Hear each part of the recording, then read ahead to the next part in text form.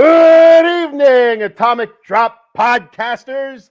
Welcome to the Atomic Drop podcast. Saturday night. I almost said Friday night. Jesus Christmas. I'm way off right now. Saturday night, feeling all right. Who's ready for a fight? We got Cowboy Dave here, the showstopper himself. He's just Let me talk to you, yeah. And we also have with this special guest host, Phil Hanney. What's up, Phil? How you doing, bud? Oh, yeah, brother. I'm excited to be in the house tonight. The mustache menace himself. There we go. What's up, Big Bad Bill? What's going on, brother? Ready to rock. Let's talk Rumble. All right. So, real quick, we're shooting off with three comments here. We got Eddie Prather checking in. What's up, Eddie? Thanks for checking it out, Eddie. Let me talk to you, yeah. And Eddie's giving out a good old yeah there also.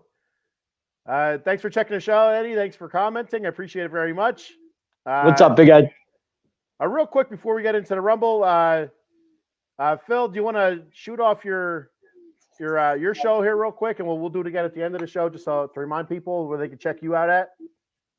Yeah, you can always check me out at Shooter and the Stache on Facebook.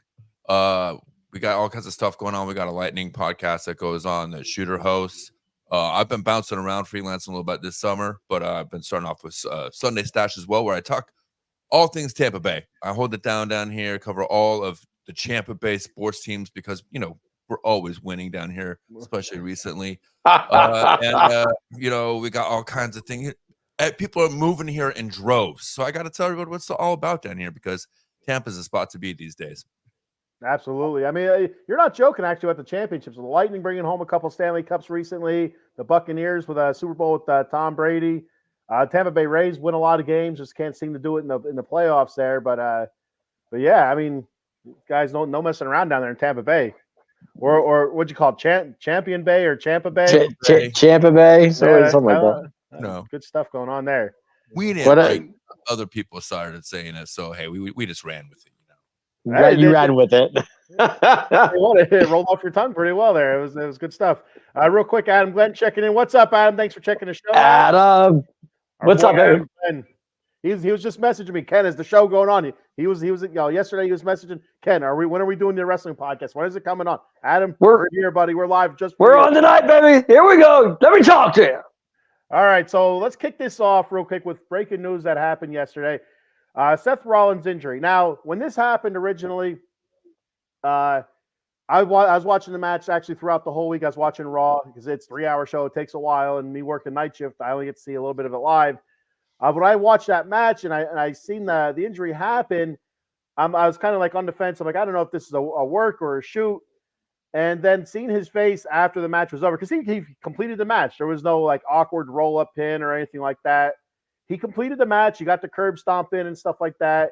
But seeing his face, you can see like, you know, the color devoid of his face. You know, he was very pale. He looked concerned. He looked worried, and he looked a little bit pissed off, to be 100% honest with you. And you know, coming from experience of having injuries and ligament injuries, I know that feeling. I know, like, you know, it's like this can't be happening, not again, type of stuff. So, guys, what are your thoughts on Seth Rollins' potential MCL tear and meniscus tear? Go ahead, Dave. You want me to go first? Okay. I feel bad for Seth Rollins right now. This was definitely going to be this is bad news for him. It really is bad news. It's a shame.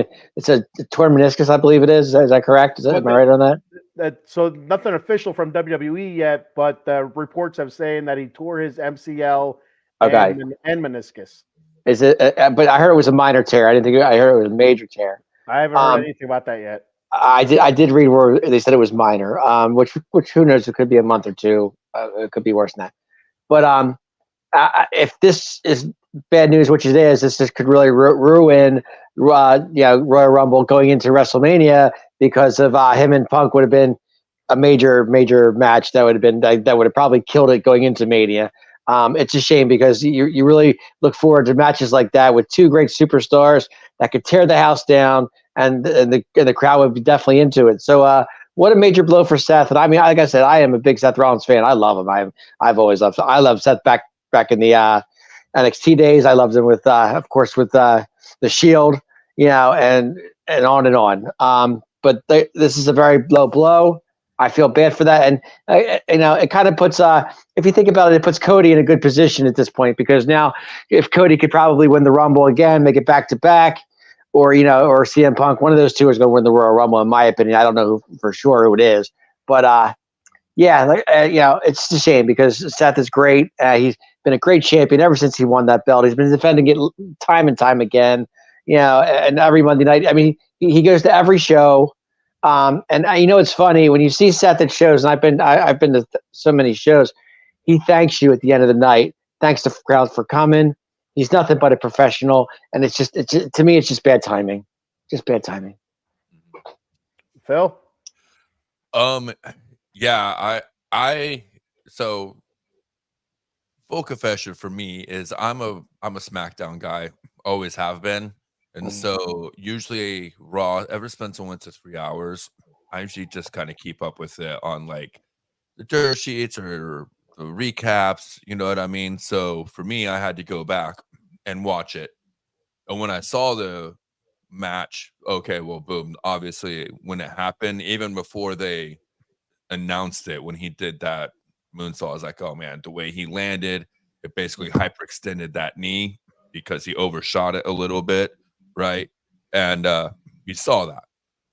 I've had meniscus surgery repair myself, not the MCL, just the meniscus.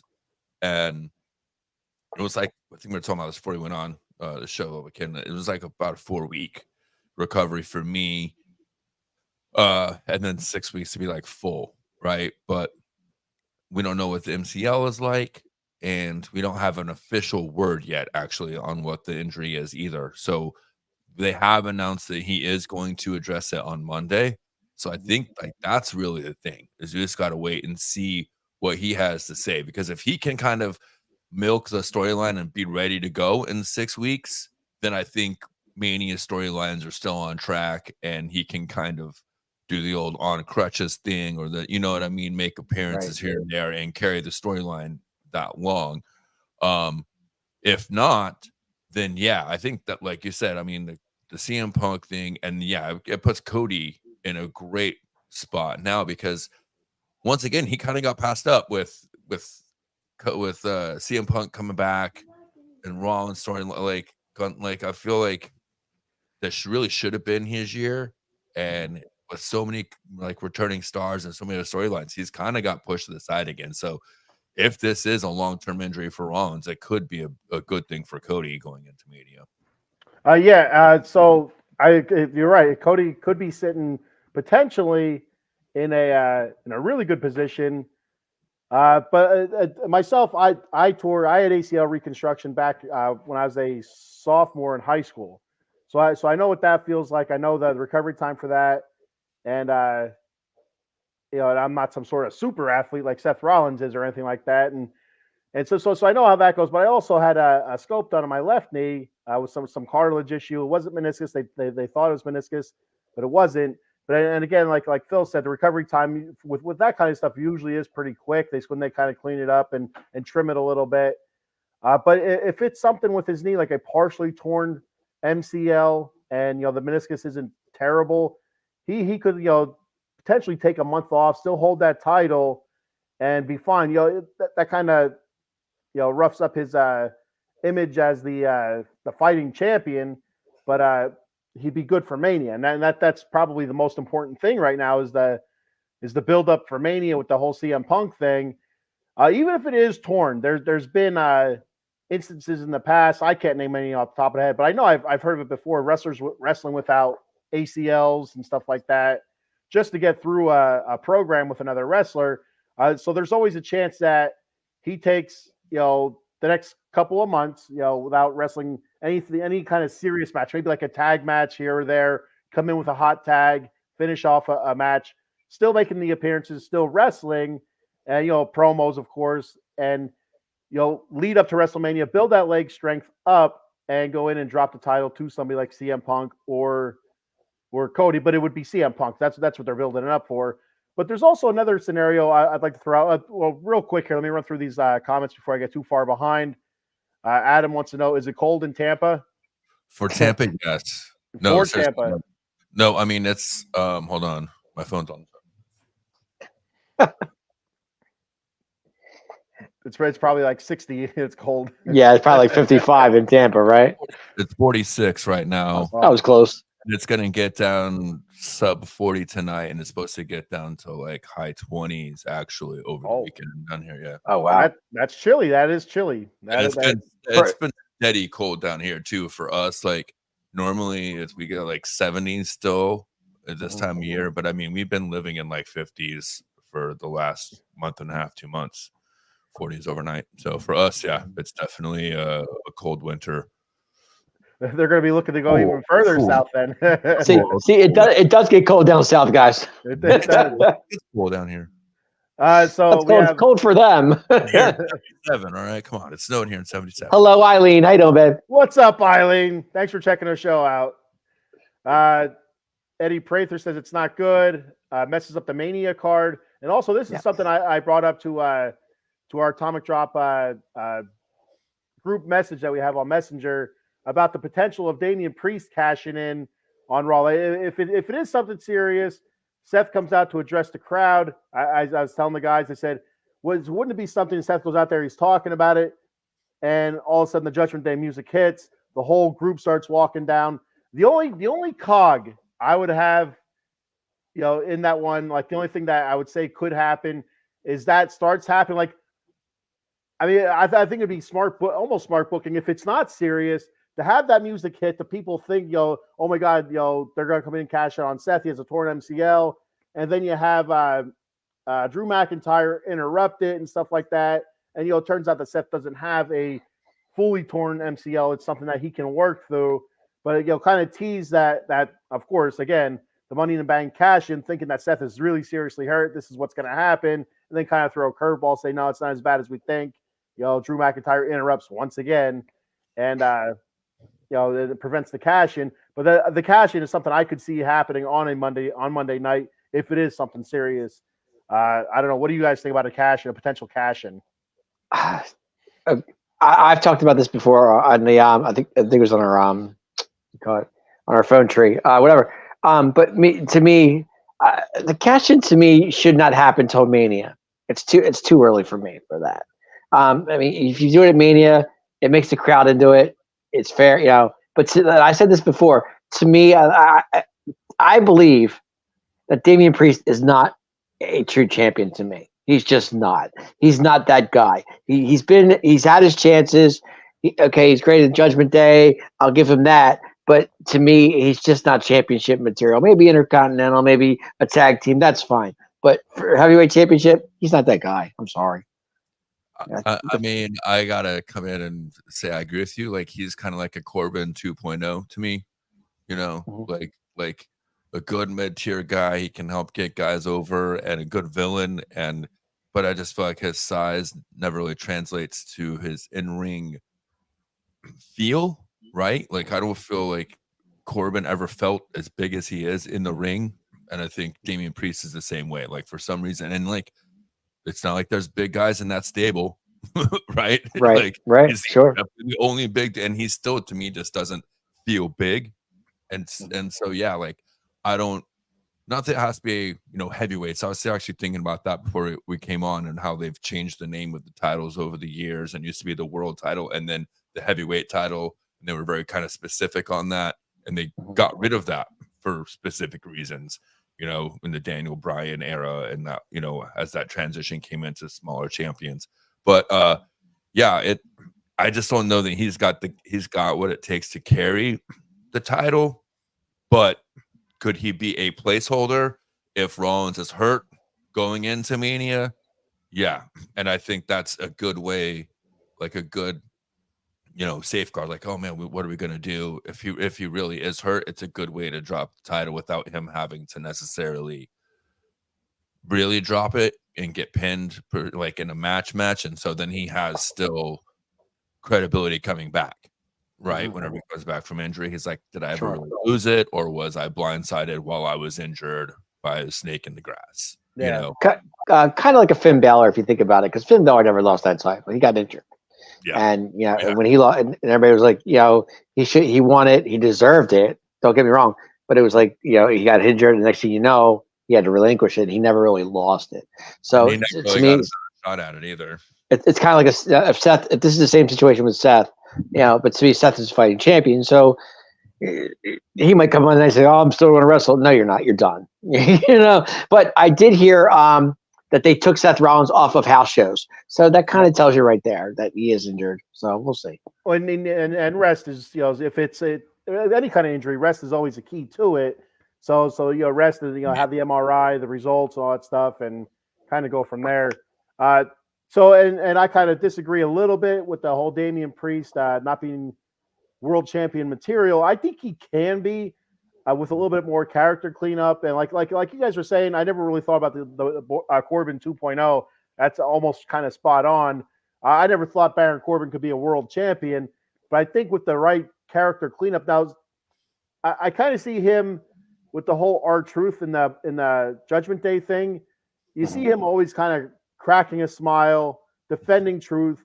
I can almost see, after he cashes in, he has the title. I can almost see him, R-Truth is in the group now, almost turning babyface, kind of replacing Seth as a babyface, but only being like Phil said, like a bridge champion. Just to connect two champions, one championship run to another championship run for like a month or two. I think he could easily do that and have it go over. Well, not as good as it would be if it was Seth, but well enough where it's still relevant and it's still TV worthy. And if he's there and he's going to defend R-Truth, then kind of like the kid that punched the bully in the nose kind of thing. Leave my friends alone. Yeah. Type of thing. I can see something like that happening to kind of replace what Seth was. Seth's babyface spot. I don't know. What do you guys think about that? It would be good for the stable too, I think. You know what I mean? Like, it would really, if it would be an option storyline wise, right? Yeah. To put it in the stable and then see if then it would be a way to kind of break that stable up. And because a lot of times that's what happens, right? You get a stable, and then suddenly when the one person goes over and gets the big title, then the jealousy and the infighting, especially if it's a villain stable, a lot of times they fall apart because of that. So it would be a good opportunity to put the belt on him, like you say, maybe get a face turn, and then maybe get Dominic a chance to go out there and see what he can do on his own. Give Balor a chance to, you know what I mean, and see what happens maybe with the group at that point. I think Rhea is ready to go on her own too. It's like we would talk about who's ready. Like, I think she's ready to break away from the table and how. Rhea's been great. Rhea's been great, no doubt. She's been on fire. Rhea has been absolutely outstanding through this whole thing. To me, she's the leader of Judgment Day. I don't care what anybody says. She runs that show without a shadow of doubt. But Rhea is just like, to be her champion. I can't see her losing at Mania. Even if she does, she'll get it back eventually. So it's hard to see her lose. It really is. Right, and it better not be if it's Nia Jax, I'm out. I'm done. So I am so sick of Nia Jax right now. I can't take her. She's good. She is so hot garbage. It's unbelievable. But it is what it is right there. But the women's division, I love the women's division. I love the tag team women's division. I'm all about it. And to me, I know you're going to have Becky and probably Becky and Rhea at Mania or something in that matter, which would be amazing to watch. So, I mean, does Becky deserve the title? Yeah, I mean, okay. She had her run. She had a great run. Don't get me wrong. But, I mean, if she would have beat Rhea, I wouldn't be upset about it. But I don't see Rhea losing at Mania. That's not going to happen. No, and I think, that would be a great storyline. Like I said, Judgment Day going in with her and Priest both having the titles. And then if it's Priest and Punk, I think that's a Mania-worthy match. I will say that. I could see that still being a Mania-worthy match. I think Damian Priest was, but we'll see. I mean, we haven't seen Punk work, in WWE yet. So. Well, he has done some house shows, and he still looks great. He does look great. We haven't seen him on TV yet. That's the whole not thing. yet, but I've seen videos of him on house shows, and he still looks he's still unbelievable. Big Sean checking in. What's up, Sean? Thanks for checking the show out. Thanks for commenting. He's my boy from work, and it's always a bundle of fun with Sean commenting. He said, Kenny, who do you think is going to win the game? Are there any wrestlers? I saw Ric Flair. He was at the Tampa Bay game actually a few days ago, getting the crowd all ramped up. And he also says, Seth comes out to address the crowd. Kenny, that was a fumble. How many football players were ever incorporated into wrestling and vice versa? So yeah, Sean's all over the place with his comments. Eddie Prather says if it's serious, Priest can easily cash in. Yeah, I covered that comment already. Sean says I'll see you. I have to watch this football game. There's no way I can do both. All right, Shawnee, I'll talk to you later. Eddie says Dave could easily transit the title off Priest to Drew. Yeah, I know what he's trying to say there. What, Drew McIntyre? Is that what you're talking about? Mania. Yeah, I could see that. I could see that too. And then Drew gets it, and then it's Drew and CM Punk at Mania. I'll be honest though, to me, when Drew won the title and he won that title, I was not a fan of that at all. I'll be honest, because to me, Drew McIntyre he wasn't championship material either. But I was wrong on that because if you think about it, he was champion during the pandemic, so he did carry that belt very well during the pandemic season. I'll give him that. I definitely do. Well, so here's a question I have for you guys, real quick. Could the Royal Rumble match turn into a championship match? I mean, no. It's been done in the past. They have done that in the past, and so I mean, that would be an interesting thing too, because then you still have the cash-in storyline. If you need to, to carry that with Judgment Day going into Mania, like Dave says, and you still have the opportunity for it to be cashed in at Mania, and maybe that does set up a Drew to go ahead and win the title, or a Cody to win the Rumble. You know what I mean? Right. I just thought go ahead. Go ahead. I just thought of something crazy that I want to see now. All right, so that's what they do. They say, all right, the Royal Rumble match is now the championship match, and you have Drew McIntyre wins the Royal Rumble. He's the champion. He's standing in the top turnbuckle, raising the belt. All the confetti's coming down. There's fireworks. He points to the WrestleMania sign. Everything's going great. Then the Judgment Day music hits. You have Damian Priest comes down. Drew's like, because all the times that Drew has thwarted Damian Priest from cashing in, comes down to those two guys. Damian Priest cashes in, takes the belt from Drew. Drew's even more pissed off now because he was just the COVID champion. Now he's a 30-second champion as well. Oh, my God, that writes itself. Oh, my God, I'm a genius. I should be booking these goddamn shows. And it does that you say that. It does write itself. I'll give you that. But I've been reading stuff on Drew. He's not happy right now. Drew McIntyre's not a happy camper. He's just not the way they're using him. I'm surprised. Brand. No, go ahead. Yeah, I'm surprised he's still on the brand right now. Yeah. I'm I am too, because I'm a huge mark for Drew McIntyre. Me too. But and it probably has to do with the fact that I've seen him live in Ybor and freaking straight up go from the ring to the bar to the streets, right? Back to the bar, back to the and you I'm 6.5 feet tall, so a lot of times you meet wrestlers in real life. Not that impressive to me. Drew McIntyre is still a pretty impressive human being in real life.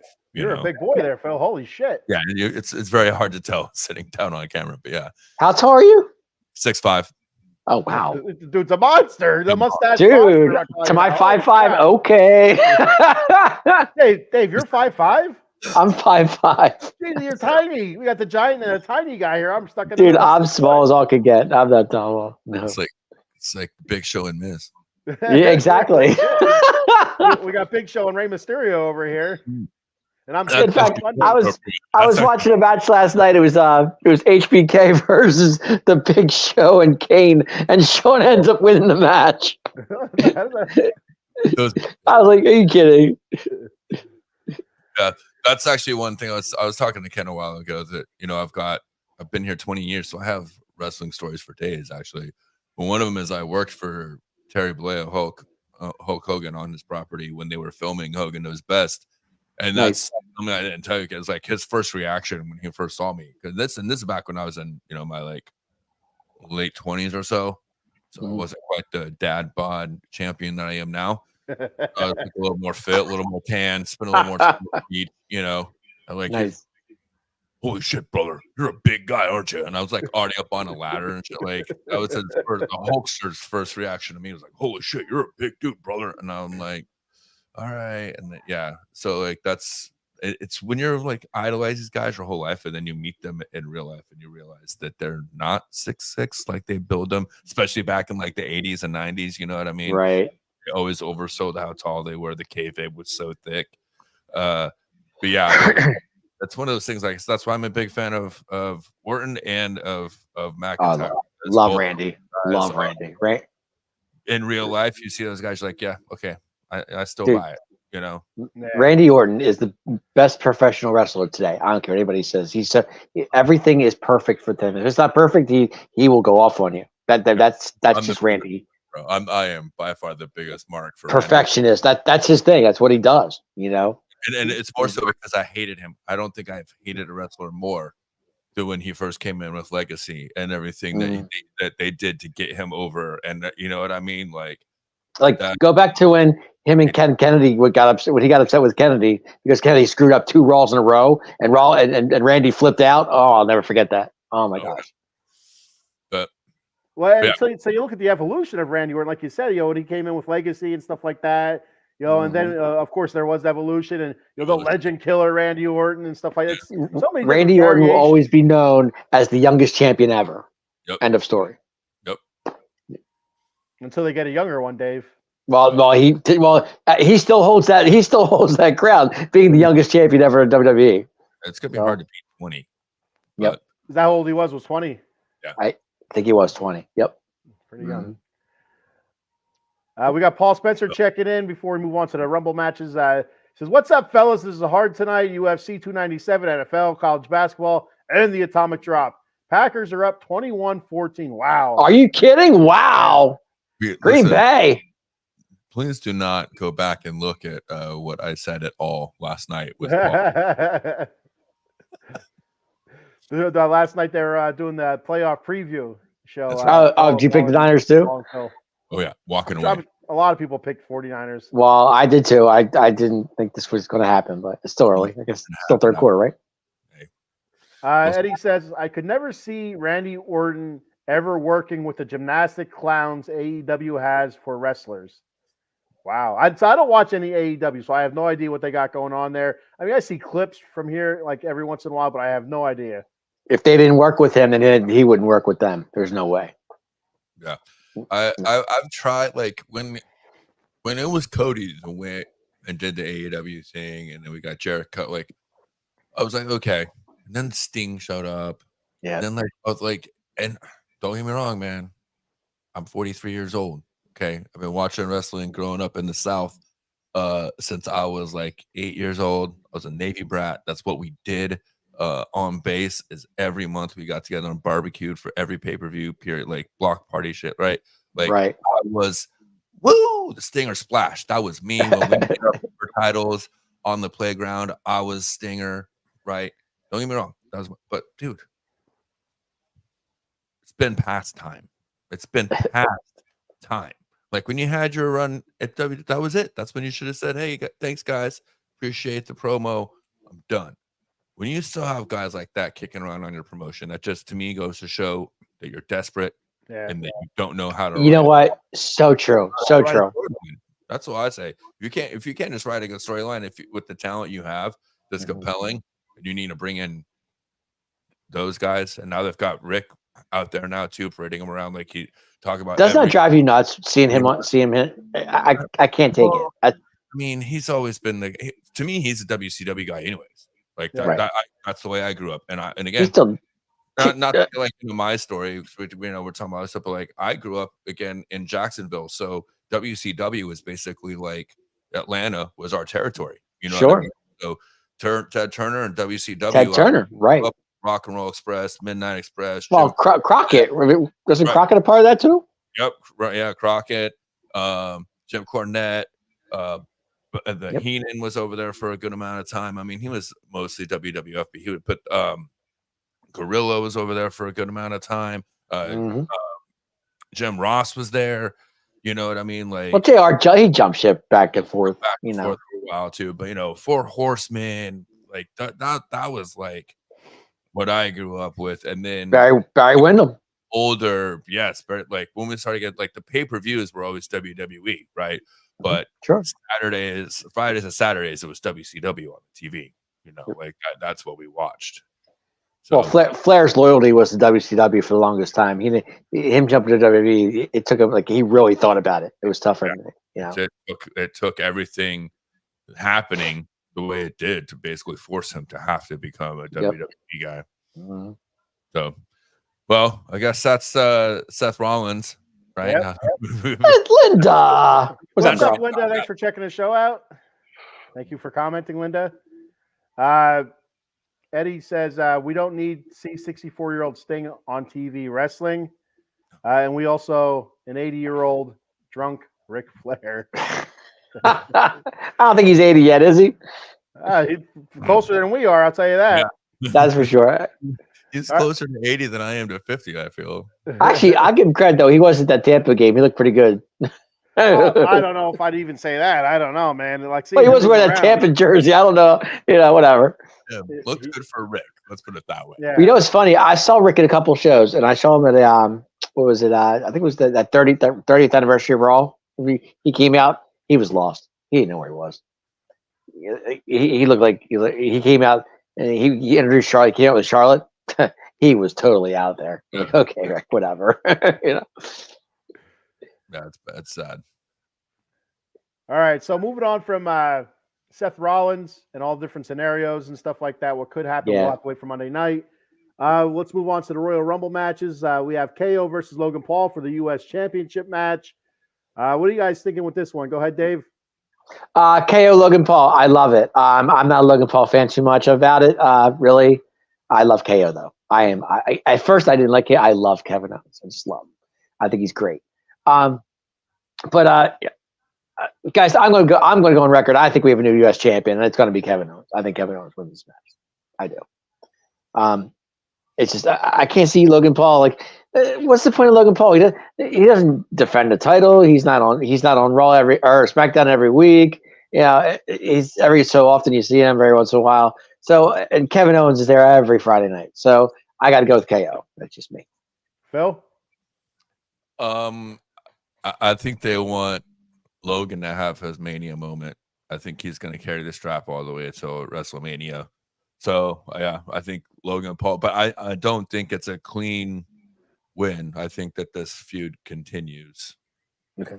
So, yeah, that's I think that Logan retains, but I think that I don't think it's clean and it's still. I mean, I think the match can be great. The match can be great going into Rumble, which is fine. And if they string it out, KO, we know what KO can do. We know what Logan Paul. I mean, he is talented. I'll give him that. I mean, the guy can go off ropes. He can, Right. I mean, if they make the match 25, 30 minutes long, I mean, give the crowd what they want. I'm okay with that. But I would love to see KO win. Well, so the reason they want Logan Paul is because he's a big ass name. Two, he resonates with the younger crowd, but also he's a hell of a wrestler. He really is. You gotta give him props for that. Ever since he's come in, I mean, it's not your typical down in the mat style type wrestling. It's your high flying acrobatic wrestling, which puts the asses into the seats right now, and he's really good. I love KO. I'm a big KO fan. I like his style. He can be he's very transitional. He can be that type of like high flyer. He does some crazy ass moves for a guy his size, but he's also a brawler. He can fight. So I dig KO. I like his style, but I think Logan Paul retains. I just don't see him dropping belt this quick. And the only bummer about that is that you won't see U.S. championship matches unless it's a pay-per-view or something like that. He'll make an occasional appearance on the TV show, like he did on the KO show this past was it Friday night? I think he was on, or Monday. I think it was Monday. Was it Friday or Monday? Friday. Friday night. Friday. Yes. So I think Logan Paul wins. We have Adam Glenn says KO. Eddie Prather says Logan will probably retain, and he also says to set up Logan Paul versus Jey Uso for Mania, which would be a fantastic match. That really would be.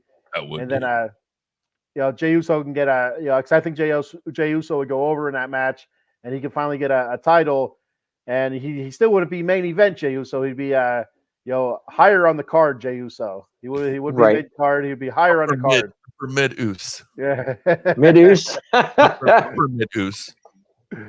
Eddie says Logan Paul in 2 years is already a million times better than Baron Corbin. Well, Yeah. you can't argue that. You cannot argue that. Logan Paul is just so freakishly good. I mean, like you've seen celebrities come in and flash a couple moves here or there. This dude seems to be legit. Like legit. He sells. He's good on the mic. The moves, the skill set. I mean, it's really impressive. And if he wasn't such a douchebag, him and his brother, I think he'd be more people would be on board with him. But it's just so not likable, which is great for his character. It really is. He could be a terrific heel, and it's just he's easy to hate, very easy to hate. When I see Logan Paul, I see cockiness, major cockiness. Comes in there, has a chip on his shoulder, the whole 9 yards, which is cool. I'm okay with that. That's cool. I mean, that's not a bad thing. But I don't. Guys, I got to disagree. I think KO wins. You got to have a title change in Mania. Why at Rumble? Why not be the U.S. title? You know? Yeah. I don't see it. I mean, I do. I see where you're coming from, but I just think that the way they're writing it and the way they are leaning into Logan, it makes sense that he's gonna like. It's like Ken said, that guy, him and his brother are just massive social media stars and internet stars. And I get the douchiness, I get the cockiness. Like one of my, fellow local sportscasters here was a guy that Jake Paul gave the Rolex to after his fight here in Tampa. He's the one that asked him the question about, oh, you said you're going to give Tyrone a Rolex. Are you going to give him one? He's like, yeah, you want to? So like, and he gave him a Rolex. He's the Rolex reporter now. He got a Rolex from Jake Paul after the fight. And like, he has like lifetime press pass now to every Jake Paul fight as well. But like, that's why WWE wants him. It's because it's not just what he's doing in wrestling. It's what his brother is doing that brings credibility to his name and brings eyes and viewership to the premium live events, as they like to call them now. Yeah. And that's really what they're trying to do, is pivot from this huge idea that Vince had of the WWE network, and then he realized how much money it costs to actually produce that kind of quality content, because it was good. He couldn't produce enough of it. That was the problem. Like, it didn't seem value for what you paid and how much content we got, right? And now that it's on Peacock, he has to be able to justify the deal he made, right? Yeah. And so they have to have eyes on PLE, and I think Logan Paul is a guy that does that transcends wrestling. And if you're a businessman, that's what you really need. Like, as much as sports entertainment, it's a global industry and a global fan base. You still need those guys or those figures that are kind of bigger than the brand and bigger than the sport itself to bring those extra people and those extra eyes. And that's what Logan Paul totally agree. So keeping him around, and again, it doesn't hurt that he's the perfect kind of heel, right? He's the perfect, guy to be like. They love to do this with the U.S. title, right? Like, that's the classic storyline. It's either the all the way USA guy or the you don't freaking deserve it and you basically disrespect it and piss on it every chance you get guy carrying the strap, right? There's never that middle, like, yeah, USA, cool, but I'm just happy to be the champ. And no, it's like either I'm hoorah, gung-ho Joe, or, piss on the flag. I couldn't care about you fans any less than I do kind of guy. You know what I mean? It's either or. So he's the perfect heel to be carrying the belt too. I totally agree. It's like you went from Austin Theory, who was your typical heel champion, to Rey Mysterio, who was like you were saying, was happy to be the champion, defend the title, all that stuff. Now to Logan Paul, and so here's a perfect example of what Logan Paul brings, viewership wise. A few weeks ago, a month or so ago, whatever it was, whenever the last time Logan Paul actually wrestled on TV, I was watching. Been a while, and my daughter walked by and she goes, "Is that Logan Paul?" And she stopped and she stood there and she watched that match. Now, if that was KO and Sami Zayn, she wouldn't have gave two shits. She's a couple guys wearing T-shirts out there rolling around with each other because it was Logan Paul. Yeah, exactly. But because it was Logan Paul, the teenage daughter stopped, watched, until that match was over. and that's what they're looking for. Looking for those viewers who otherwise they wouldn't be able to reach with a KO or a Sami Zayn or somebody like that as a champion. So that's why I think Logan Paul retains and he continues with it. And they, there's a, I could see them, maybe him defending at the Elimination Chamber in a chamber match, or you can see him in a KO, another premium live event match. But I don't think you see Logan Paul wrestling on any like Raw or SmackDown, unless it's a brawl on a show. It's a brawl, not an official match. Yeah. No, I give Triple H all the credit in the world for bringing in Logan Paul. That's great. I mean, social media, the whole 9 yards. We didn't think Logan Paul was going to be what he is today. I mean, the wrestler he is today. But he has surprised a lot of people, so I got to give him credit for that. He is the U.S. champion that took it off Ray because Ray was injured, I believe. Is that why they did that angle? Is that right? I don't remember. I think he beat Ray, but I don't know if I don't think. I wasn't sure if Ray was hurt or not. That's the one where what the hell's his name? The other LWO guy that's bad now. Santos Escobar. Yeah. It kind of turned on Ray and stuff like that. Was it a triple threat or something? I don't remember what the hell it was. Yeah. Right.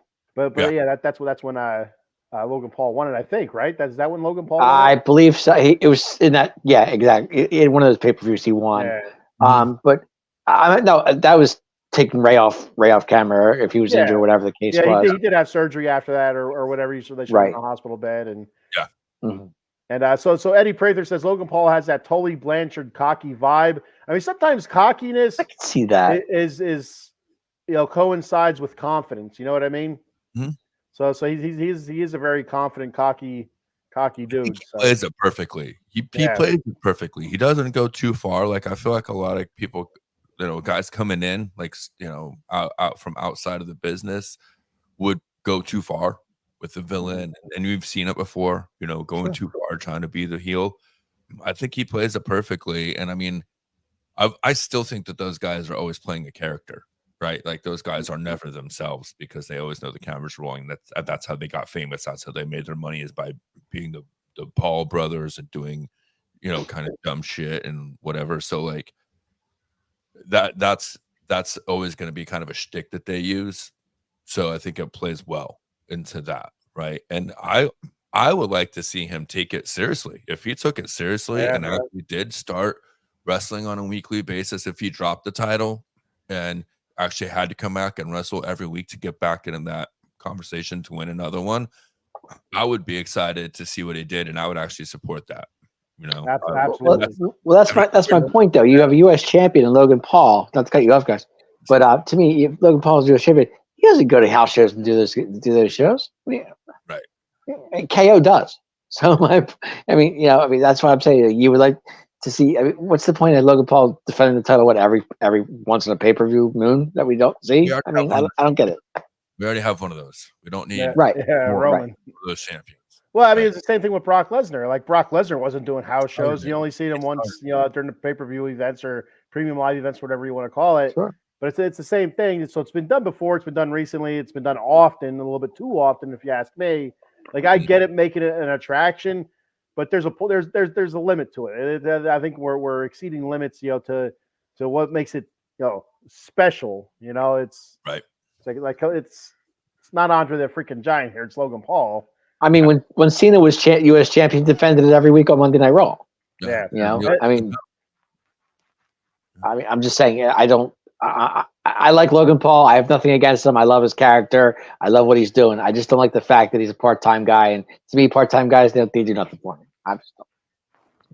Rock included. This is why I've been a huge proponent for the Cruiserweight title coming back for a long time, is because it could be one of those, or like the TV title, right, that they had for a while. Like, okay, you can keep the U.S. and the Intercontinental as those upper mid, tier titles that maybe each one of them gets defended once a month, or every other month you switch back and forth. They get defended on TV, whatever. But then you've got the Cruiserweight or the TV title that you're seeing defended on a regular basis, and maybe it changes hands 2 or 3 times a year, 3 or 4 times a year. Like that to me is compelling. Now you've got something worth watching every month or every week, and then you've got another overall or overarching storyline that you can hit home on the premium live events every month. But right, what do I know? I've only been watching this shit for 35 minutes. Haven't we all? I mean, I've said on the show so many different times about bringing back the Cruiserweight Championship just to get more guys involved into a title scene. You know, even though it's obviously it's not going to be held in as high as regard as your Intercontinental or your heavyweight championships or whatever, Universal, whatever you want to call them, but it could be on the level as a U.S. title, defended often, like you said, on TV, maybe even at premium live events as an opener. But it brings interest, and it also brings a whole group of different guys. Like your Tozawas and stuff like that will never, ever, ever be in a title picture. Why not put them into something like that, a TV title, like you said, which is great.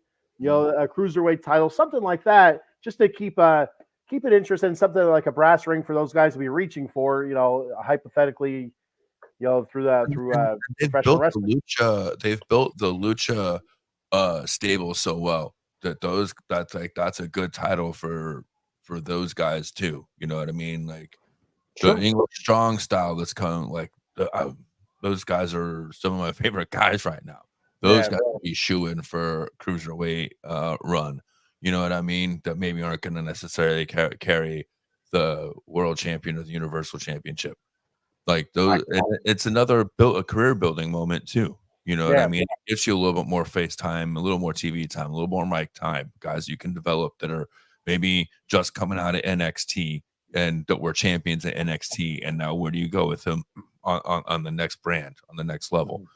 You know, so but you know, I mean, it's not like they have 3 hours every Monday night to really keep the storyline or anything. You know, they need more time, guys. They need more time. It's only a 3-hour show.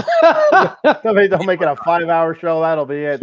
Well, we got to get the cruiserweights in there. I mean, Monday, Tuesday night Raw. So there you go. On Tuesday, just like Mania. No, I do miss the cruiserweight division. I really do. Back in the day with Jericho, Ray, the Dragon Sword, whatever, all those guys.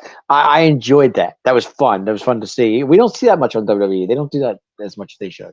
I like Ultimo Dragon and stuff like that. Right, Those are always exactly. great matches to watch, and that's what Dragon Lee. He'd be a perfect candidate for that.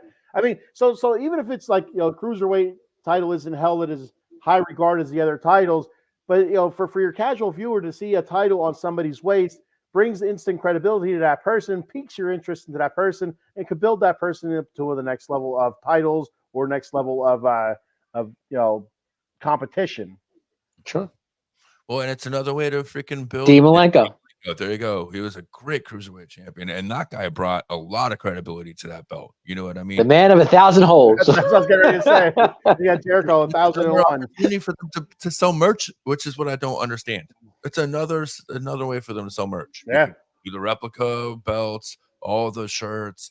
Every time somebody gets the strap, there's a quick little merch push for them. You know what I mean? Like, yeah. Anyways. Well, I mean, those days are pretty much gone. We don't see that much anymore. I mean, I like Dragon Lee. He could be that guy, back in NXT. I wish they'd bring him up. He's so good. I'm just a fan. Good old Arn. Arn Anderson defend the NWA TV title every Saturday night. Yeah, the TV. I remember watching TV Championship on WCW a lot. I think they had a TV title. I remember if WWE did or not. I don't think I remember seeing one. Yeah, I don't remember them ever having a TV title. I know they had a cruiserweight title for a little while, but that was mostly WCW.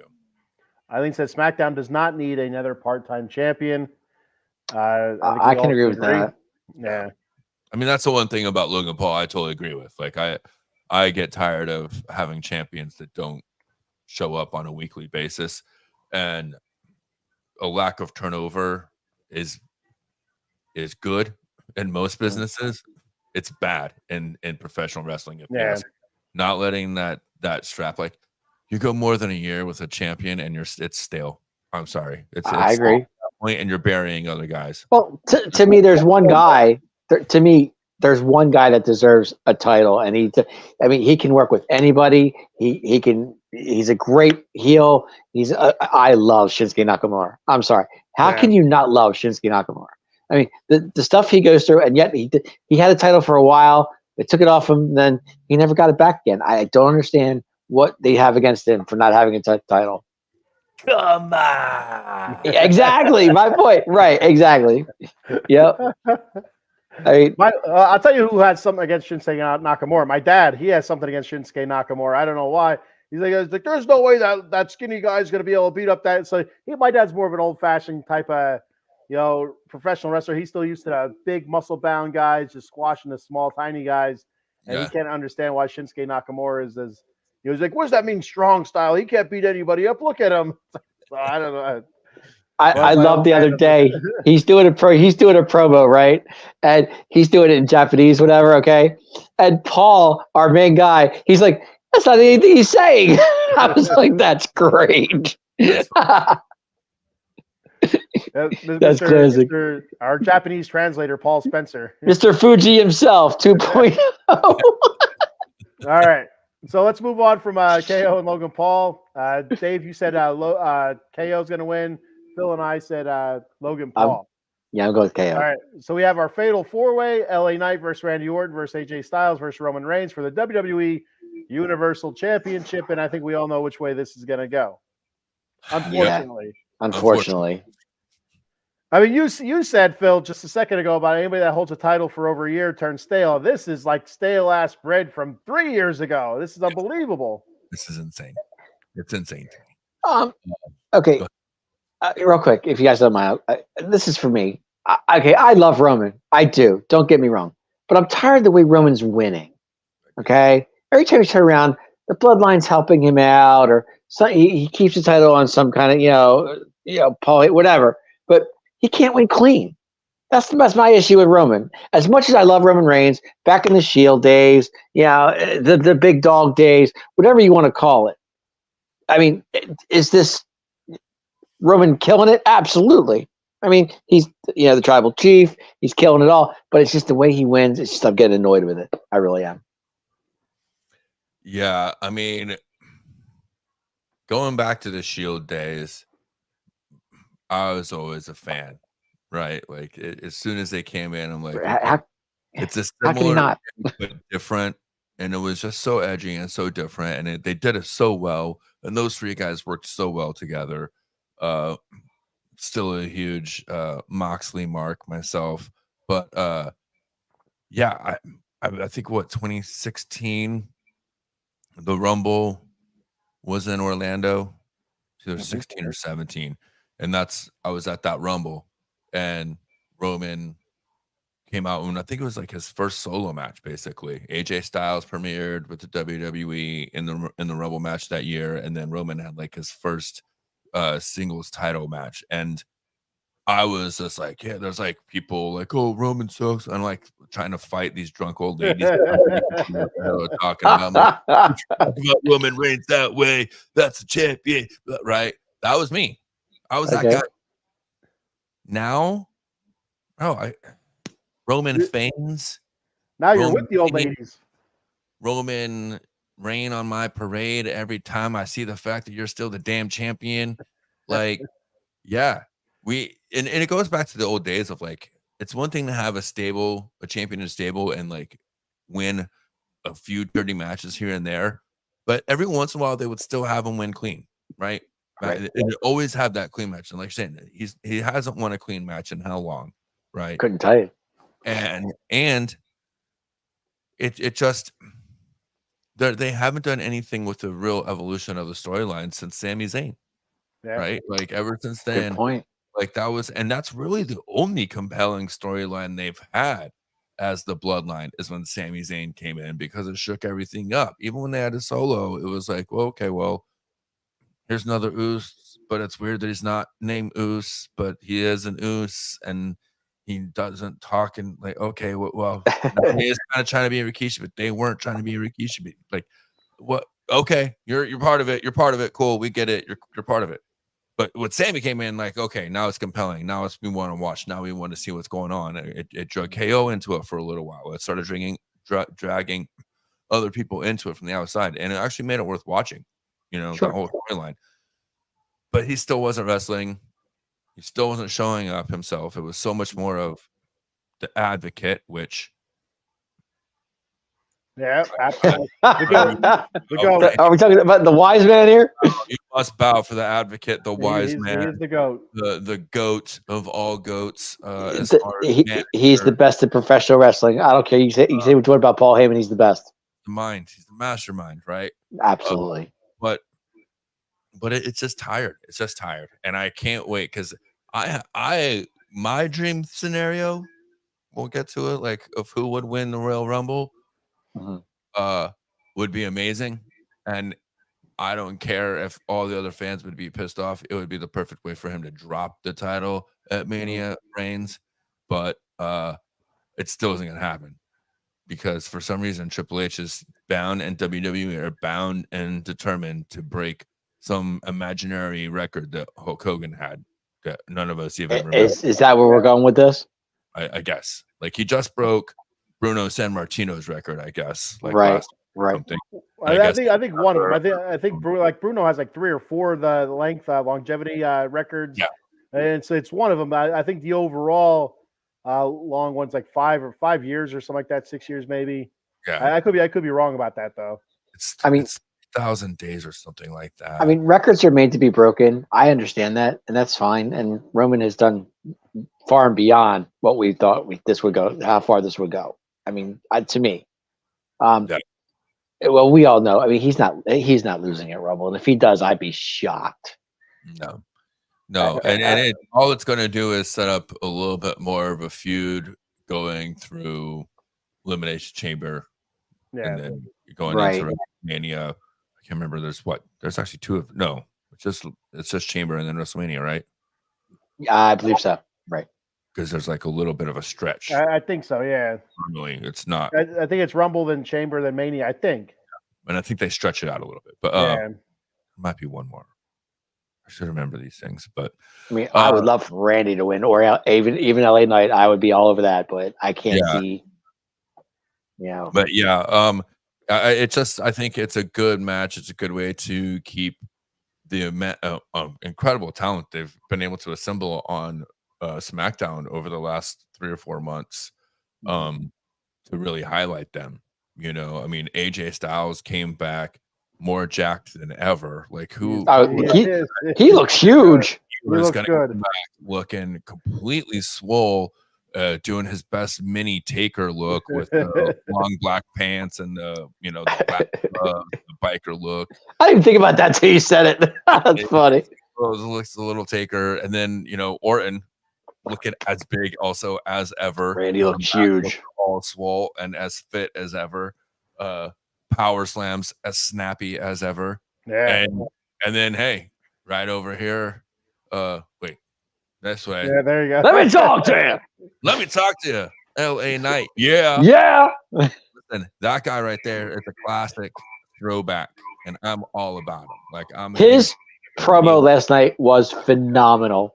He says last night they're signing the contract. He goes, these 2 Johnny come latelys. That was the best. I tell Paul Heyman, you better shut your mouth before I come over and cut some fat off your back. Like, talk to the wise man that way. But yeah, I'll tell you, I love LA Knight. I just do. He's great. So the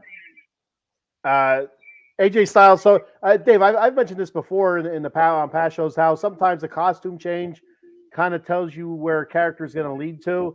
And with AJ Styles coming back looking darker and bigger than ever, leads to tell me that he's going to be turning. He's turning. He's going to turn heel. Like even some of his comments that he's had and his animosity towards LA Knight, a fan favorite. It just that just points on all directions that he's turning heel, which is going to make it a very interesting Universal Championship match. It kind of leads me. I don't think he's going to work with Roman Reigns at all, but I think somehow AJ Styles, the heel, is going to help Roman Reigns to win inadvertently. Not on purpose, accidentally, but yeah. But Randy Orton just looks phenomenal, and LA Knight. I feel like there's he's lost a little bit of burn here. Since not last night he didn't. Last night he was on. He was on point last night. That's why I was surprised when you said that. But I mean, like from as hot as he was in the past, the past few months, it's definitely cooled off. You can't deny it's definitely cooled off some. He's not getting that huge pop anymore, which is unfortunate. I mean, going back to AJ, like you were saying, Ken, going back to AJ, if you even watch his promos in the back, and he's talking to the OC, he's like rude to them too. Yeah. So it's like, yeah, I mean, and the OC, that's his boys, you know. So I mean, you can see the turn. It's starting to turn. You can see it with AJ. Yeah, it's got that brooding kind of emo. Yeah, like how dare you take my opportunity because of injury. Yeah, that's a classic way they come back and do a good heel turn. Then he goes up to the general manager last night. He goes, I won LA Knight. Okay, you got him. You know. I got bigger fish to fry, bro. But I love the general manager of SmackDown. I think he's great. I do. I think he's doing a great job. I really do. Nick Aldis. Aldis is great. Yeah, he's phenomenal. So Eddie Prather says Roman wins. He thinks that AJ is the one that gets pinned. Okay. Paul Heyman is the king on the mic. Mm-hmm. Eddie also says, I don't believe Roman will go past this coming Mania as champ. I also do believe that. I don't know. I hope not, but we'll see. He says, never mind about his Logan Paul and Jay Uso Mania. He says now it's going to be Logan Paul and LA Knight, which would be phenomenal. I mean, that would be. So that brings me back to my thought with LA Knight kind of losing a little bit of his simmer. Get him and Logan Paul at WrestleMania, for the U.S. title. Get that U.S. title on LA Knight. Become that champion that's gonna do that. Like go back to the John Cena, the U.S. Champion challenge, and defend it, and it's just gonna bring him back up to where you can get him back into let him carry it to SummerSlam. Yeah. Sure. And brings it back up to at least, if not the world championship, scene, maybe even to the intercontinental scene. See what's going to happen with Gunther here, and go from there. But he needs to have a little bit more heat on him again. I kind of lost a little bit, I think, coming in over the last month or so. It wouldn't surprise me. I mean, I know Punk's good. I think Punk or Cody wins the Rumble. That's just my opinion, but. Damn it, Dave, we're not there yet. I know, but I'm not saying that. I said maybe. I didn't say they were going to. But the long shot of the Rumble to me would be Gunther. Think about it. That would be amazing. Yeah. But I mean, because him being in the Intercontinental Champion for so long, it would only be fitting for him to go after Roman. To me, I think that'd be great. But go ahead. That would be great. So I think we're all in agreement that Roman Reigns takes this match. Yeah, and I feel like it's going to be interesting. There's going to be some more storylines coming out of this with AJ Styles. I think LA Knight, Orton, of course, with Reigns yet, and we'll see what happens from there. If that carries over to Elimination Chamber, do they have I don't think they'll do another Fatal 4-Way, but I don't even think they'll defend the title at the Elimination Chamber, but do they have like a number one contenders match where you have all those same guys in plus what is the chamber? Usually 4 or 5 guys? 5. I think it's 5. It's 6, isn't it? It's 6. 2 starting and 4 pods. Okay. Right. So yeah. So a couple more guys into that.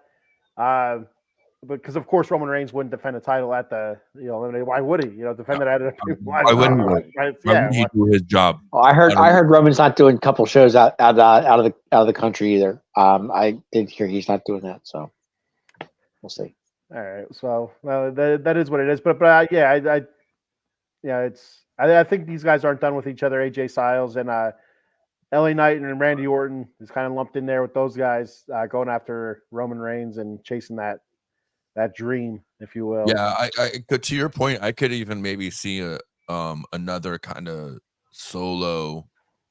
Like it would be good to see AJ Styles and LA Knight have their feud and carry on. And like you're saying, I think I could see them kind of having their own thing, kind of leaving Randy Orton to go after Reigns himself in this Fatal 4-Way, and then some kind of outside interference cost Randy right before he hits an RKO, and then suddenly Solo where Jimmy's there and they're doing some shenanigans, and then distraction or it's some type of manipulation for another dirty win for Roman. But maybe they do a one-on-one Orton and Reigns at Elimination Chamber, and Reigns actually gets a clean win going into Mania, that could be something that they do, and then also gives Orton his one-on-one chance. Doesn't quite get there, but still keeps him in that conversation after Mania of who's still vying for that belt, depending on what they do with Reigns there. I can see that. Yeah, absolutely. Sure. Makes sense. We got an update here from Eileen, 21-17 Packers, 3:30 left. Niners at about the Packers' 40-yard line. Wow, we're getting football updates. I love it. Why the hell are we doing this show right now? There's a football game. Hey, Jesus who Christ. picked 10 o'clock on a Saturday night? God bless it. Who the hell schedules these NFL? Yeah, who's scheduling these NFL Nobody's games? watching us. They're watching a football game. So let's move on from that. That's all right. I think we all agree Roman Reigns is going to win. I think we all agree too. It's going to be dirty. It's not going to be clean. No, I think we can agree on Before we go, we know Roman's going to. We hear that, but what are the chances of Damian Priest chime in it or cash in on in that match? Any at all? that.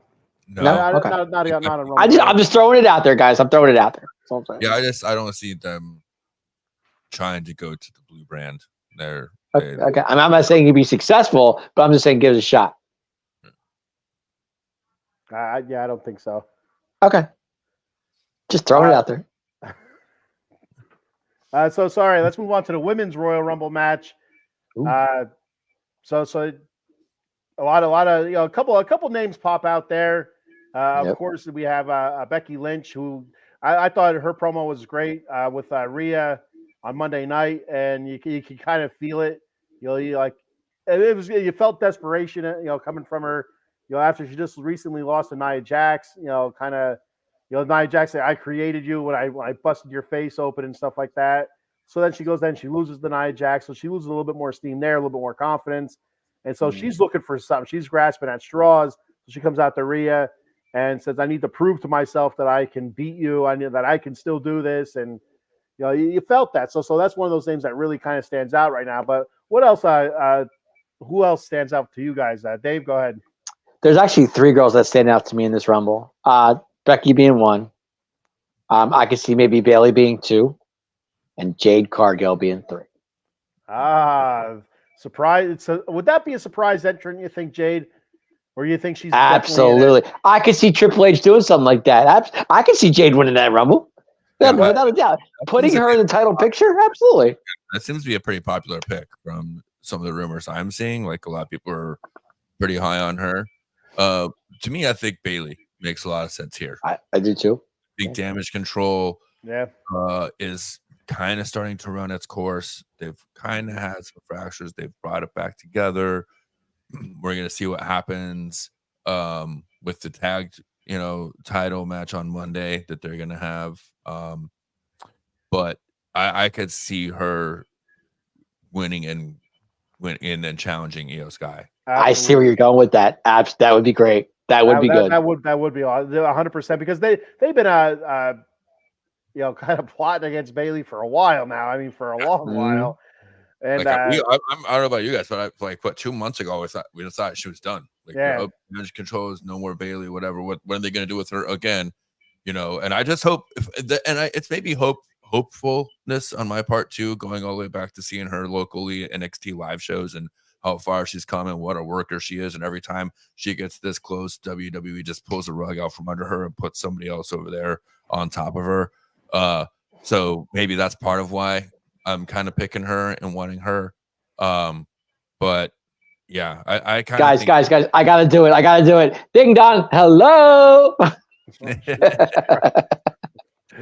Every time we bring her up, we gotta do this. That's right. It would be a Bayley moment if we didn't do that. Come on, and maybe it's just because I'm a hugger too, and I wish she was too. I miss the hugger Bayley. I do. I miss hugger Bayley. She was my favorite. But we see Eileen in the comments talking about Liv Morgan and Naomi coming back. A lot of people are talking about Naomi or Liv Morgan coming back and possibly. I can see Liv Morgan, but I don't see her winning it. Yeah, I think she'll be back.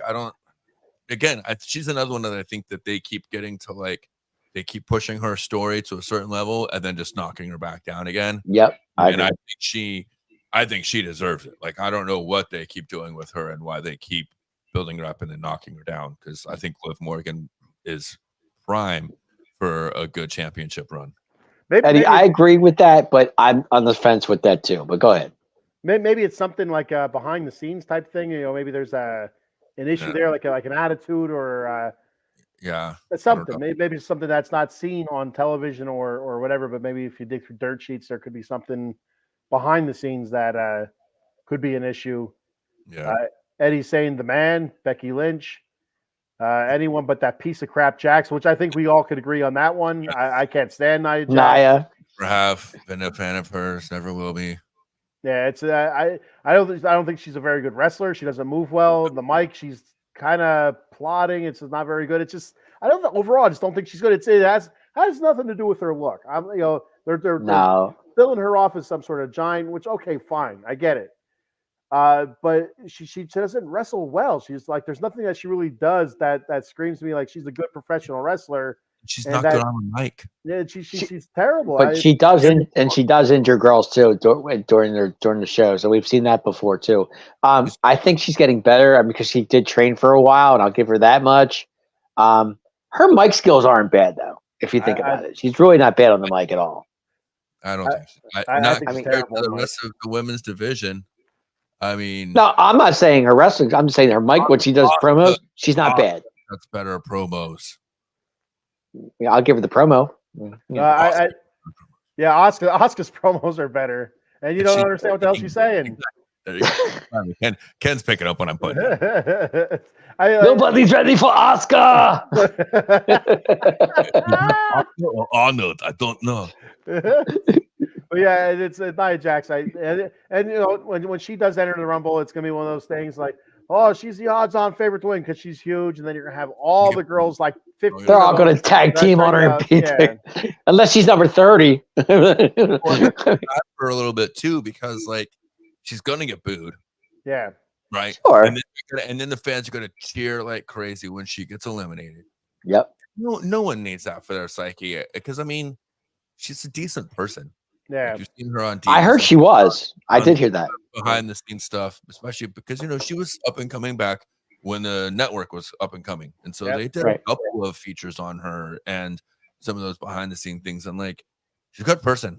She dealt with injury. She's been bullied. She's been, you know what I mean. And you don't want her to have to like keep going through that if she's not getting over and it's not working. Then move her somewhere else in the company, let her find a different role or something. I don't know, but like, I don't. Do you like her new music? I don't like calling anybody a piece of crap. You know what I mean? Do you like her new music though when she comes out instead of like I'm not like most girls? There's only like 4 entry songs that I still like and pay attention to anymore, like because they all kind of start sounding the same. Right? Yeah. Yeah. There's only one voices. All right, that's all there's to it. Who's that? It's Randy, dude. It's Randy. Oh, okay, of course. Okay. But no, like I said, I'm not that kind of person that I ever like calling someone, oh, you suck or you're bad or this or that. So like, just stop giving me the opportunity to do that. I seriously think she'd be better off with either a manager type or in a tag team where she's in the ring for a very limited amount of time, just for the power and for stuff like that. They could build her off as as a strong one. But in singles competition, a singles match on the mic, it doesn't do it for me, and I don't think it does it for anybody. To be 100% honest with you, I just can't. I just don't see it. I'm kind of surprised at this point that they haven't done a women's version of the New Day with like a 3-person tag team. You know what I mean? That any combination of the 3 can. Do you think it would work though?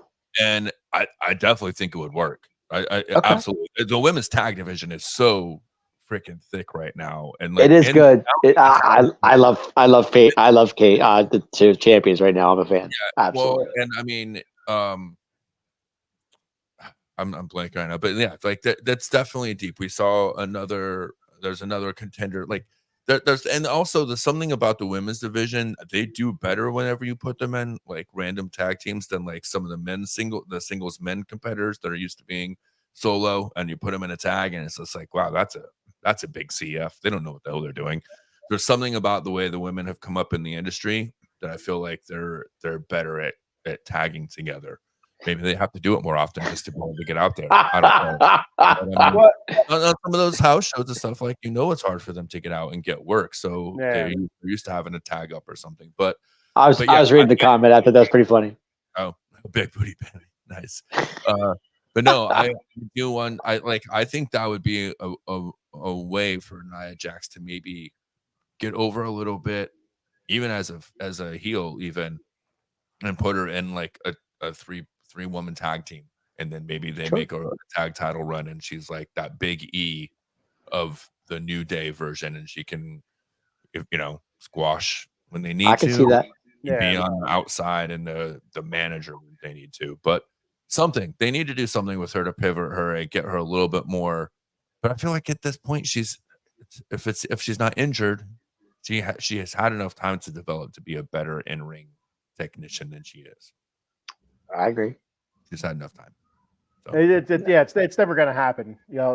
Skill wise, visually, right. I'm sure there's stuff that she does that we don't see, like in ring, that is very good.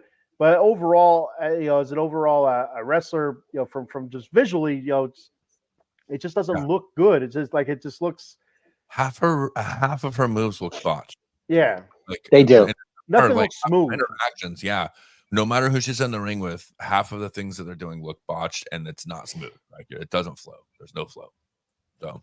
And like you're saying, like the women's division putting tag teams together where they seem to do well with like odd combinations is like Natalya and Tegan Knox, right? Like there's two people which they just kind of put together, for the most part, and they've done well. They've had a lot of good. They haven't won many matches, but they've had a lot of good showings, I thought, anyway. It worked well. Yeah, and the only thing that bothers me is they've been doing it for so long. They've been doing it for what it feels like 2 or 3 months now. Yeah. Can we please just get on with like the one entrance theme and like come out together? Like, it drives me insane. You have Natalya comes out. I love Natalya. I've always been a huge Natalya fan. Yeah, she's good. She comes out to her Heart Foundation music, and then she stands at the top of the ramp, wait for Tegan Knox to come out to her music. All right, let's just get it together here. Use one theme. Get your asses out to the ring and let's go here. That's why freaking Raw is 3 freaking hours. Yeah, people waiting at the. I think it might be on Smash. Yeah, people waiting at the top of the goddamn. Hi, it's Chelsea. Get the tag team down to the freaking ring. Let's go here. So, love it. Miz and Morrison, they were great. No, there was that one tag team, that Jericho and Big Show, that they both. Jericho. The entire time they came out, no, because it wasn't Jericho. You're right, because they became. But there was the one tag team I think involved. Like, they always came out to their separate music, and I'm with you. Like, it's like, I don't care if it's acts that are forced. Go to storytelling, figure something out, come out with a unified song. I agree. If it's a one-off match, tag team, right? If it's a one-off, fine, right? Or if it's like a transitional, you picked up the tag teams because you're like actually feuding with each other, and we're going to make you tag team champs for a couple weeks going into your match. Okay, cool. But like you said, if they're going to be teaming up for a few months, let's get just one song called a day. Get a unified gimmick here. Yeah. Eddie says, I think Maddie's another one too that we have stories with. My wife works for Michaels, and they have their framing department is pretty big, and she's done so much work for Natalya, and she's met her several times. Really? Nice. So she's just the most awesome person. I love Natalya. I think she does absolutely awesome in the ring. Oh yeah. I think she's just super hot as well. Yeah. On the mic, it's okay, but I say in the ring, she's always been great there. So, Eddie Prather says, I think Jade is still being trained since she was not trained correctly in that other promotion. That's AEW. Well, she'll be in the Royal Rumble. I can guarantee you that. He says, I don't see Jade being put out there until she's 100% ready. So, and this is where I agree with Dave. I could see Jade winning it, even if she's not 100% ready yet, because you have that time between now and Mania. She can go out there on Raw or SmackDown, whatever it's going to be, choose who she's going to go after in that title. Say, all right, I'm going after Io Sky. Just to say Io Sky. I'm going after Io Sky and Damage Control. All right, she doesn't have to wrestle Io Sky that night. She doesn't. Right. Make Right. a couple more appearances, a couple more promos, and maybe even a tag match somewhere in there, just kind of acclimate her, or show the audience this is what her skill set looks like. But she still has 3 or 4 months, whatever. I guess it would 3 months. I guess it would be until the WrestleMania match actually happens. So that's still more than enough time, I think, to really get her up to speed, get her trained. And if it's not, well, then we have more problems with Jade Cargill than we thought, because there's no reason. She is a professional wrestler. I'm surprised she's not back. I mean, she's been here for what, almost 2 months now. Maybe a little less than that. Triple H just said, that she needs to be, pretty much DAEWized.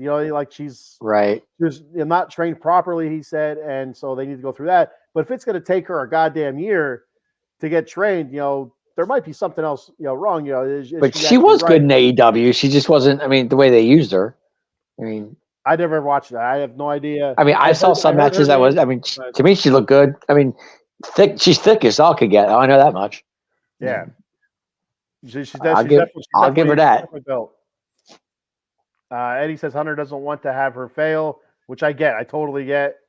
Niners are now up 24-17. I believe I checked my cellular telephone that I have here. Niners are winning? 50 the final. 49ers won 24-21. Wow.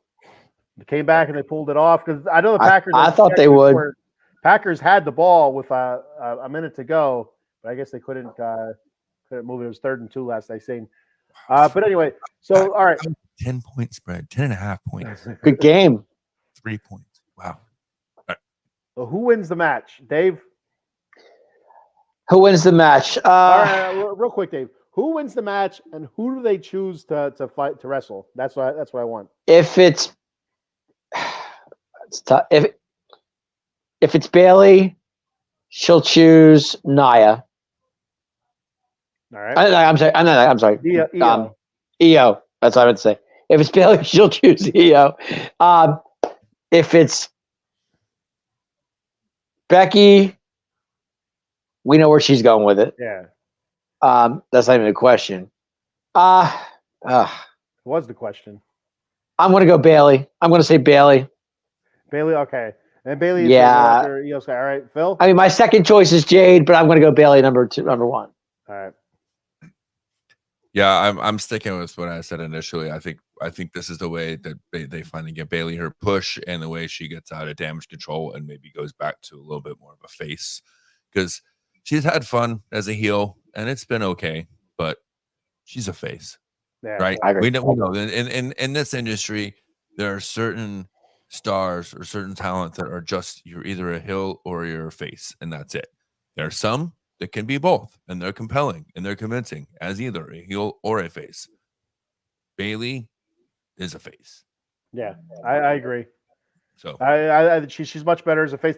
Even the way she tries to be a heel with the fans is face. It's like, oh, why don't you shut up? It's like, it's so funny. It's like, come on, Bailey. No, you shut up. No, it's so funny.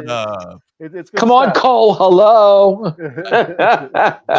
Well, thank you, because I was going to mention that, like, that she's trying too hard when she immediately tries to take a cheap shot at Cole, who's not there, to try and help get her over as a heel. You know what I mean? Like, her character and just her herself, for being herself as a heel isn't enough. She had to come out on Friday night and immediately or Monday night and immediately take a shot at Cole not being there. Oh, thank God Michael Cole is not. You know what I mean? Like, it was an easy shot for her to get in as a heel. You watch this shit so long, you just know. Like, the writer, like, hey, you want to get over real fast as a heel? Take a shot here. You want to get over real fast? Right. Take a shot here, and it's instant pop either way. So I agree 100% there. You're easy. You're easy. Yeah, you're easy burn. You're easy pop. Whatever. Something to kind of light the flame. They ignite the flame a little bit. Easiest way. Eddie says Nia Jax has that obnoxious Vicky Guerrero voice. I love Vicky Guerrero. I really did. Excuse me. That was, and the way they booed her. I mean, excuse me. It was awesome. Paul says, I'm telling you right now, Sasha Banks is coming out as a surprise competitor. I thought I heard not going to happen. AEW. She's signed with AEW.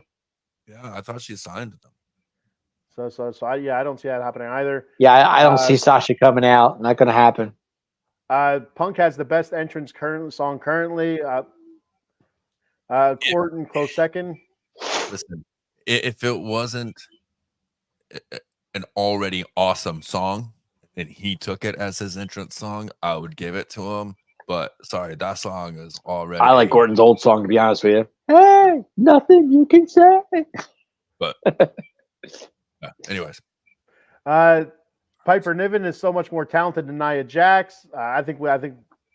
Piper's good. She's real good. Totally agree. Very good example, right?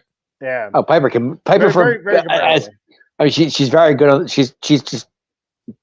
I mean, I don't miss Doudrop at all. I like Piper because I like what she can do. She's good. He wants Piper to be booked better, which I agree with that. I think Piper. There's more for Piper to give than what she's been given with Chelsea Green. I like her with Chelsea. Those two are good together. I'm a fan. I like them. They're Chelsea brings the comedy, Piper brings the badassness, or whatever, however you want to look at it. But long term wise, I don't think that's good for Piper. I really don't. Eddie Prather says Nia Jax is basically Bill Goldberg of women wrestling. Why you guys gotta do this, man? I don't like being mean. Don't disparage Goldberg like that. Piper and Chelsea. Yeah, like he's worse than Goldberg. Don't listen. Yeah. Goldberg had a good gimmick. Okay. Yeah, Goldberg had a very good gimmick. And he looks the part. And I'm not talking about, I mean, for his gimmick, not like he looked like a wrestler. I mean, he looked like his gimmick. You know what I mean? I still don't know what her gimmick is, and I don't like. Anyways, can we just move on from Nia Jax, please? We appreciate it. In the comments. Done with Nia. Nia tonight. Let's do a couple more. The Packer season has expired. I'm gonna pick the man Becky Lynch. I'm gonna pick her to win the Women's Royal Rumble and to pick Rhea, just to kind of change it up from you guys. I just think that'd be a good storyline. I could see, even if she doesn't win it, possibly going in that direction for maybe not for Mania, but maybe for Elimination Chamber or something else. Maybe just a Raw match or whatever, where she doesn't beat Rhea, but it's going to be a fantastic match either way. Yeah, I mean, I definitely see that title in a chamber match for sure. Rhea's title. Oh, sure. Yeah, I can see that. And I can see her defending, but it being Becky and her coming out of that with a heat going to Mania. Yeah. Which and that's why not to belittle or be like, oh, my pick's way better, but that's why I think that the Bayley thing makes sense, because there's not a lot of avenue for Bayley to go, right? Whereas there's still a way for Becky and to have her thing on Raw with Rhea, even if she doesn't win. You know what I mean? I mean, if you think about it, like you said earlier, if Bayley were to win the Rumble, they could really have some fun with week to week with her and Io. You know what I'm saying? Like, look at that. They could really put something into that going into Mania. That would be really fun to watch. Yeah, she could decide not to announce who she's going to challenge right away. She could keep pretending it's going to be Rhea, and then they could have fun with it. Sure, I'm gonna have to go to Raw if I want to chat, and I'm gonna have to leave you guys behind. Like there's so many storylines that they could do to really deal with that, and then move on and use it as a launching pad for all those ladies that are involved in that definitely deserve to be boosted from that stable. I can see it. And I think I like the way it goes in that direction, where she can tease, who she's going to defend it again, or who she's going to go after, who she's going to challenge at Mania. But even if she doesn't win it, you can still see Damage Control turning on her and her still getting a title shot at Mania. But you lose that element of that tease of who she's going to challenge, or it's definitely going to be Rhea. Definitely going to be Rhea. You can see that going on for a couple weeks before something happens. She said, "I choose you, Io Sky." And then they build it from there going forward. Turn on, then I will be you. Yeah. Like I said, but if Rhea were to say Bayley does win it, then her and Io could go at it. If Becky were to win it, her and not Rhea could go at it. But I'm saying if Jade were to win it, where's the storyline? who with who exactly? My You're point. building something new, right? And that's Right. that's the one thing that I would say with anything other than Bailey or Becky Lynch, really. Right. Yeah. Eddie Prather says I can see Jade showing up in time for Money in the Bank, which that's a possibility. That's not too far after WrestleMania. Eddie says have her win the Money in the Bank. Michael Papernick, hey, what's up, buddy? Thank you for checking the show out. Thank you for commenting. Niners win. Michael, thank you. Eddie Prather's picking Becky, I think, to win. And then Becky chooses Rhea. Becky. And he also says, which you can see this happening as well. I can see Bailey winning the chamber match. Maybe as a number one contendership. You can see something like that happen. Even on the reverse of that, you could also see that doing with Becky. If Becky doesn't win, you could also see her going through a chamber match and potentially coming out on top, still getting that challenge against Rhea, that number one contendership. Yeah. Michael says Bailey versus Rhea, as she said she wants to face Rhea for the title at Mania. But where's the storyline with that? There would be no storyline between those two. What's the point? Well, and I guess with them being on two different shows, like I don't know if they'd move Bailey over to Raw then. So right. There's no point in that. Yeah, that's tough. Yeah, that's the thing with the way they've aligned the brands sometimes. Yeah. Makes some storylines a little bit too obvious. But I mean, so if you win the Royal Rumble, you could pick you could pick whichever heavyweight championship you want to challenge. So I guess if for instance, if Bailey did win and she did choose Rhea, she would have to go to Raw. Or I guess she wouldn't go to Raw. She'd make a couple appearances here and there. But they've used Royal Rumble to move belts from brands before. Yeah. So I mean, it's not unprecedented, and we've seen crazier things than having both belts on one brand for a small amount of time, for a month or two. Have we heard anything from Charlotte at all? What's her story? Is she still injured, or what's going on with Charlotte? Do we know? She's therapy. I seen her on a treadmill the other day. She was okay. Just checking. I think on X or something like that. I seen some pictures of her working out and stuff. And okay. Will we see Charlotte at the Rumble? Is my question. No. God, okay. No. Just checking. I didn't think so, but I wasn't sure. Okay. Yeah, I would look more towards like a SummerSlam almost. Yeah, I was gonna say probably summer. Yep. Eddie says Bailey should be a face, just like Charlotte should be a heel. I agree there. If you wait for Bailey to win at the Chamber, if you think you want wait for Bailey to win at the Chamber, then would give enough time to start setting up cracks with Bailey and the rest of Damage Control. Yeah, the cracks are already there. That would really start separating it even more. Yeah, the cracks are starting to. You can see it. Yeah. Michael says, I think Tama Tonga will be in the Royal Rumble. Who's is that another Uce? Tama Tonga? I'm not sure. Because I know I've heard that name before, but for some reason I feel like he's a part of those Tama Tonga. Whole family I gotta tree. Look that up. Yeah. That family forest. It's not even a tree; it's a goddamn forest. It's a veritable forest down there. Yeah. If an Uce falls, does it really? If an Uce falls in the woods, does it make a noise? Right. Eddie says before the Chamber. Premium live event. I don't know. PLE. Okay. Sean says, "Oh man, you're still on. That's awesome. What's the best video game that you guys ever played? Mine was on PlayStation. Now I mean they're Super Nintendo, and it was Royal Rumble with Razor Ramon, Undertaker, etc." I do remember playing that game. I've played that game many times. Yeah, I think I owned it. That was like first. It's Haku's son. Okay. Haku's son. Haku. Tama Tonga. Okay. Sean says was an old wrestler name from the 90s, Tama, but it was something else. Taka. Okay. There was King Tonga. That was a long time ago. Tama is the Gorilla of Destiny.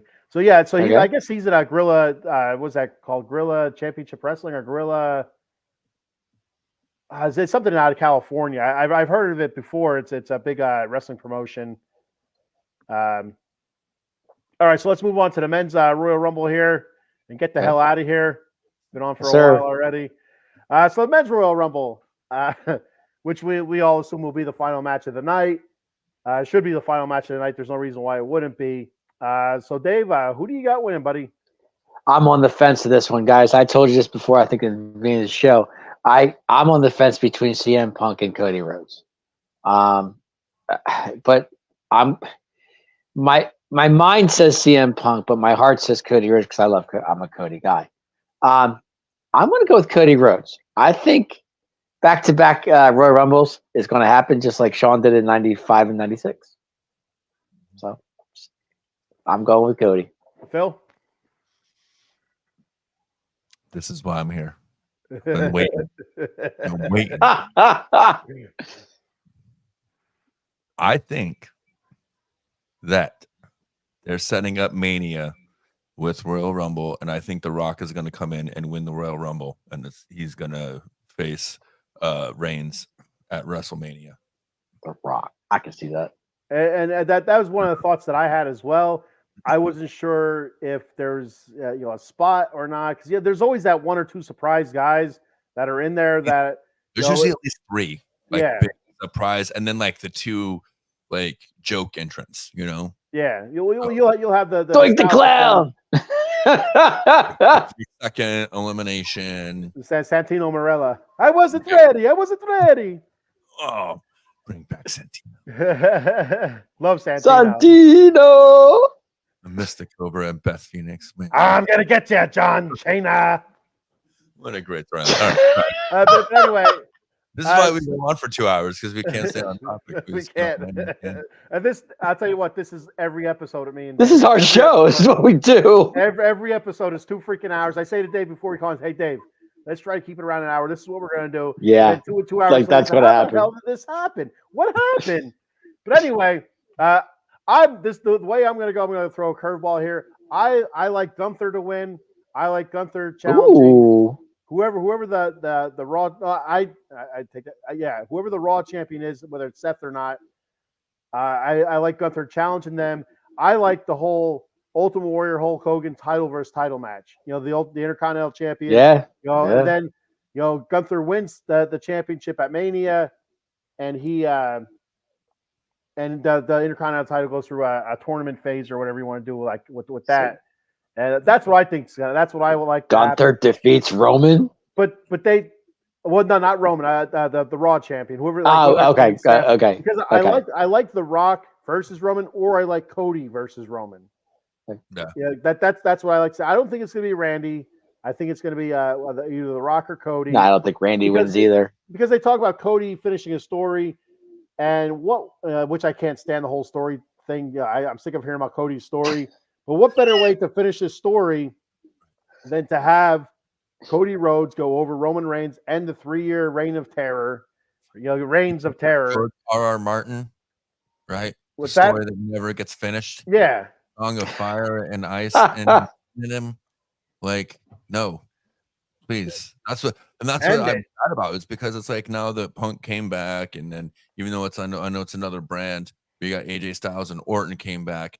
Talk about someone who's lost heat lately. It's absolutely Cody Rhodes. Yeah, he has lost heat with the return of CM Punk and all that. And so, yeah, I really hope something happens that he gets that match at Mania that can finish the story, and then maybe he can move on to a different part of his gimmick. But yeah, okay. I mean, like the whole Rock scenario too. I could see almost that playing out for like a SummerSlam. Where if God help us, if for some reason Roman Reigns is able to move on and win at WrestleMania, I could also see a Rock at that. Can you imagine? I don't know. I don't even want to think about it. To be 100% honest. Actually, guys, Rock did sign a multi-deal with WWE, so he'll be here for a while. Yeah, he did sign a contract with WWE. So good. Yeah. Sean says, I like the joke entering idea. There's always one or two of those guys that are in it that is just, for comedy reasons, which I'm cool with. I'm fine with that. It breaks it up a little bit. Another Funaki sighting, isn't it? Funaki! Indeed! Not for Funaki sighting. Eddie says Cody has to be the guy who faces Roman at Mania, and that I agree with that. I think so as well. I think it's one of the three. But The The Rock's Rock's not coming out a back. couple weeks ago. I mean, it's tough. The Rock's not here for nothing. Okay. Yeah, This is true. Well, What Mania, and that, I mean, how long have they been talking about The Rock versus Roman for the whole family legacy? yeah, oh, it's definitely going to happen at Mania. I can't see it not You know what I happening. mean, like, I wish it wasn't. I really do. Like, as much as I love The Rock, and Right. I don't care how old he is. Anytime he comes back, he's still magic on the mic to me. No doubt. He's still electrifying. I still love it, but I do wish it wasn't him coming back and stealing heat from Cody and Roman. Like that's really what, because as soon as Cody decided, oh, I'm on Raw and not going after Roman, like on the same brand, I was a little disappointed in that. Yeah, I'm not I gonna agree. lie. I mean, sometimes distance makes the heart grow fonder, though. You know what I mean? Like sometimes those two guys on different episodes, those different shows, you kind of forget, and then all of a sudden when it does happen, it's magic. You know what I mean? It's true. So with The Rock coming out, him saying, there's a reason why he said when we go out to eat, I sit at the head of the table. There's Right. a reason why he said they're like, that's not just a line that you just throw away. Obviously, that's foreshadowing. The entire something. promo was for him to land that line. Yeah. All the work to do with gender, everything else was literally just so he could go out and say, when I go out to eat, should I sit at the bar? The Rock's hungry.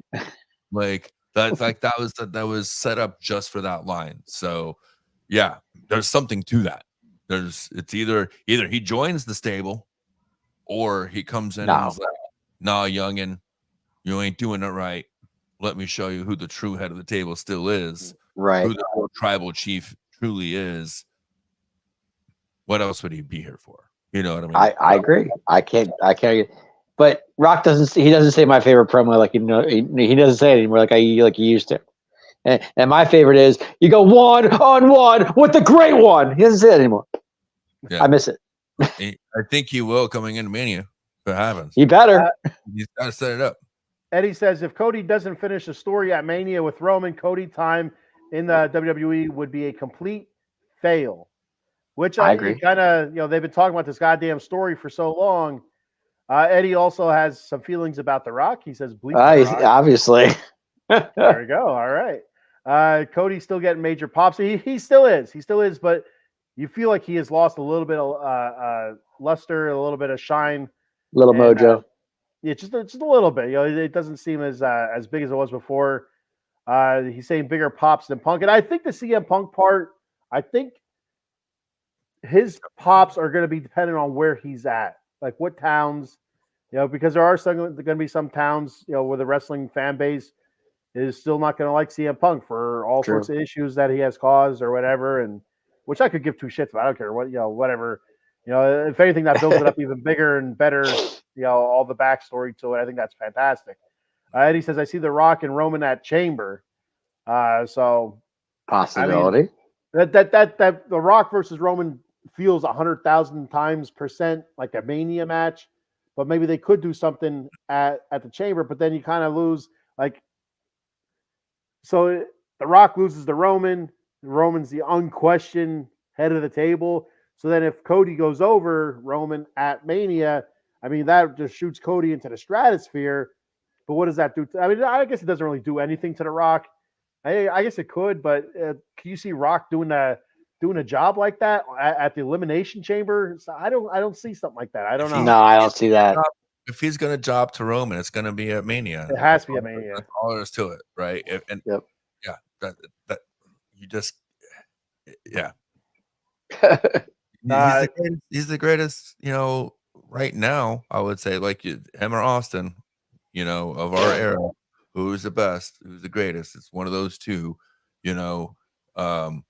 Maybe some only guys problem is Rock can still go. Austin's done. Austin can't go anymore. Austin would go if he could, but he Oh my can't. God, you think? By the way, I don't know if you guys watch the programming, the programs on A&E that WWE puts on, but that Stone Cold show is gold. So if you guys go back and find it, and I'll have to look it up. I don't know which one you're talking about. I'll check it out. Yeah, I'm blanking on the name of it right now, but basically it's the Stone Cold challenge. Like people challenge Stone Cold to do stuff, and he's in an RV and it's basically like Nevada, California, and that area where he moved to recently. Yeah. But he's like, jumping out of airplanes and doing tactical stuff with the Nevada state law enforcement and bowling and archery. Oh wow. Like driving like side by sides. Like it's awesome. And it's people, he just goes from town to town and people challenge him to do stuff and he just shows up and does it. It's awesome. Yeah. Okay. I know I'll he's check had it out. he's had a couple of shows like he had the Broken Skull Challenge. I thought was pretty cool. Yeah. I actually like that. Then he also did something similar to what you're saying, but I don't know what it was exactly called. But he get with a celebrity and then go on some sort of adventure and do some. Yeah, this one's actually goofy shit. A&E produced by Raw or produced by WWE on A&E. And then the other one that they have is Mick Foley. He's always chasing down all the memorabilia. Yeah, I like Yes, that. I saw that. Yes, Wow. I did see And that. Lita, Yes. I like the main two. And then Booker T, with the greatest of ease, is overlooking all the operations. So, any more of the Bookman I can get, I'm all about it. And of course, Foley I is did. cool. I did King see what you're talking Booker! about with Cody. I'm sorry, with Mick, but they were trying to find Ric Flair's old robe and they couldn't find it. And they don't know who has it. Like Probably they have one no of the idea where it X-Files. is. Yeah. Yeah. Which one? Yeah, one of them. Yeah, right, exactly. And he says they're having the chamber in Australia and they need a big name to sell that out. Yeah, because Roman's not going to Australia. I did hear that. He said The Rock would Oh. be that big name. Well, there you go. We're hearing that Dave saying that he's not going. The Roman won't be there for that match. Yeah, Roman. I heard he's not going to Australia. No. Which I wouldn't be surprised for the part Yeah, I time. wouldn't be surprised at either. Yeah, What maybe is he even a part timer? He's like a quarter timer. quarter timer. Who's that? Roman? He's on the Brock Lesnar. Shows up when he wants to. Yeah, He's on the Brock Lesnar light. yeah. I did hear Brock might be in Australia. That's a possibility. Yes. Brock. Sean said you guys are funny. He says Adam Glenn is Thanks, going to be Sean. the special guest referee. There we go, Adam Glenn. Adam Good Glenn? for you, buddy. Adam Glenn's going to be the special guest referee. Chicago is Punk's only town that people give a shit about him. Well, because he's from there. That's why. I think Punk's pop is going to come way back when he actually starts wrestling weekly. I think so. I think it'll come. Yeah, He I do hasn't too. been in ring on TV. So I mean, So. when he was in the Garden and they're doing the house show, place went nuts. They loved him. Eileen says Eddie, it's not going to be at the chamber. Sean says, do you think left-handed wrestlers have an advantage over Roman? Yes, I do. Eileen says chamber is 5 a.m. Eastern Standard Time. They aren't wasting that when most of America is not awake. Oh, shit. I didn't even think of that. 5 a.m. Hey, I'm up. Let's go. Rhea is the main event at Elimination Chamber since she is from there. That makes a little bit of sense. That makes sense. Yeah, she is from problem. I love Rhea Ripley. I love her accent. It's great. So I like the whole Rhea Ripley. But anyway, the whole problem with that being her home country, area is usually WWE doesn't let those wrestlers win those matches. So that makes me a little bit nervous for Rhea. yeah, Yep. Women do not sell out wrestling events. Rhea will. I think Rhea could. Absolutely. He says, period. Cause of Owen Hart. All right. Okay. Whatever. Whatever that is. I do speak Shawnese. I call it. But that I don't know what that is. Austin. that Shawnese I cannot decipher. Maybe I think it's Austin. Maybe it is Austin. There you go. Yeah, maybe. Good. You guys now speak the Shawnese. I'm running quickly. Eddie, she's on the promo poster already. Okay. Man, Wow, they're going Rhea back. will never sell out. You guys could take it to your private chat too. If you guys, we could time. We take it to after off the air. Hey, big man. Well, why don't we pay some bills while we're here? All right. So yeah, let's do the our sponsors here real quick as I'm starting to lose control of everything here. Comments are coming in left and right here. Jason Fine, J Fine Law Attorney, Big Al. You can reach Big Al at 1-800-HURT-123. That's 1-800-HURT-123. Jason Fine specializes in motor vehicle accidents, slip and falls, workman's comp, and personal injury claims. He has 3 office locations conveniently located throughout Pennsylvania and New Jersey.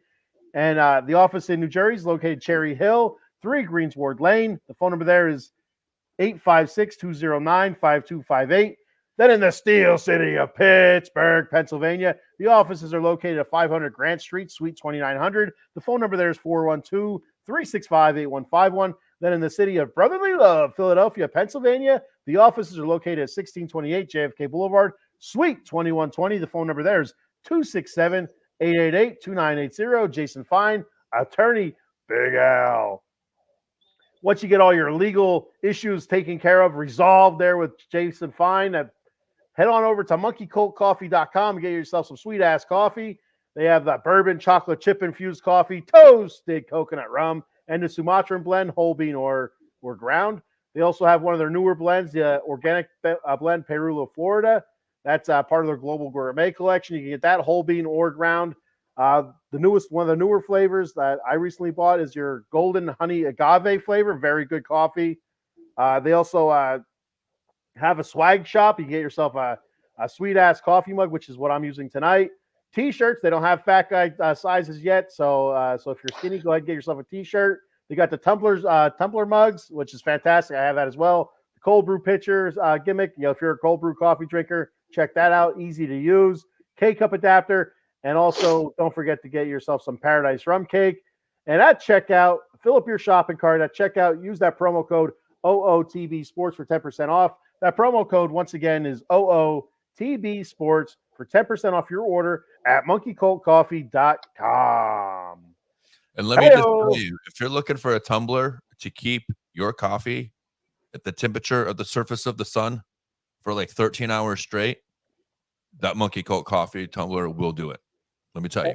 And it's funny you say that, Phil, because I just talked about this a couple weeks ago. I don't know which show, if it was the Silver and Black Lair or if it was the Bat Cave, but I just talked about that because I use it at work. And I said, I'll tell you what, I said, I have to leave my cup in the break room. I'll go back in 4 or 5 hours later. I swear to God, the thing got hotter. Yes. And it's just amazing. By the end of the shift, it's still hot. It's like it doesn't make sense. You scald yourself again. Like you scald yourself the first time, like, oh, that's hot. I need to let it sit and like chill for a couple of hours. Come back. No, it's still scalding hot. Yeah, it's amazing. I'll tell you what, you can take your Stanley coffee mug, shine that up, turn that sumbitch sideways, and stick it straight up your candy ass. Rudy Poo candy ass. Get yourself a Monkey Colt coffee tumbler mug. They are fantastic. And they're sweet looking. The black and the red. And you got the mascot on there. I can't think of his name again. I always forget his goddamn name. Roderick. There it is. Roderick. It's not a Roderick. There you go. All right. Do we have anything else in the Royal Rumble? So Dave, who'd you pick again, real quick here before we get out of here? My pick for the men's or women's? The men's. Men's. I'm going with Cody Rhodes. And Phil, you had I got The Rock. The Rock. That's right. And I picked Gunther. So what? 3 different. There we go. Beautiful. All right, guys. Anything else before we get our asses out of here? I'm excited, man. It's gonna be a lot of fun. I'll be there, which we didn't even talk about the fact that the main reason I did come on the show is because I will be at the Rumble next weekend. Oh, you're going? Yeah, I will be at the Rumble next weekend. So nice. Me and my little wrestling posse. I'm actually having a Royal Rumble party at my house. I got 15 people coming, and what we do, we put money in the pot. We put $5 in the pot for each Rumble. Whoever wins, and if your number comes up, you win the Rumble, you win the money. We have a great time. We have food. We have drinks. We've been doing this for years. I've been doing this for many, many years. The one year we didn't do it because we had a snowstorm. That's why we didn't cancel it. But this year I got 15 people coming over, and they're looking forward to it. It's going to be a good time. So I hope the Royal Rumble is always, and to me, and I've always said this, the Royal Rumble is my favorite pay-per-view of all of them. So just thought I'd mention it. Hey, I was going to say, I don't know if you guys are, what you guys' schedule is during the PLE, but I mean, I was definitely going to maybe do a call-in or something after, or, I don't know what you guys do. Are we doing post-game? If you're available, Dave, sound like you're having a party. So, right. No, I can do post. I'm good. I'm all right with it. So that was the plan. We were going to go on after the Rumble. They can all go. I'll just do the post show. Well, to be 100% honest with you, Dave, I don't know, maybe get 1 or 2 of them on with you, to talk. I mean, what the hell's Hey, if that's the case, I could probably do it. We could stretch this sumbitch out 3 hours if we had to. You know what I mean? There, what the hell? It's a raw episode. I got a lot of wrestling fans coming over. Believe me, they love their wrestling. Don't get me wrong, they all do. Yep. So yeah, the Royal Rumble's in Tampa. We have Phil from Tampa. Phil's going to be there with his Mean Street Posse and kicking it. I gotta be honest. I can't. It's a big thing around here. Tampa Bay is a region. St. Petersburg, that's right. City, where the event will actually be held. It will be held at Tropicana Field, where the Rays play baseball in St. Pete. I guarantee there's going to be more people there than there's ever been at a Rays game. Without a doubt. Yeah. That place is going to be packed. Entire season's attendance. Yeah. All wrapped up. What does that hold?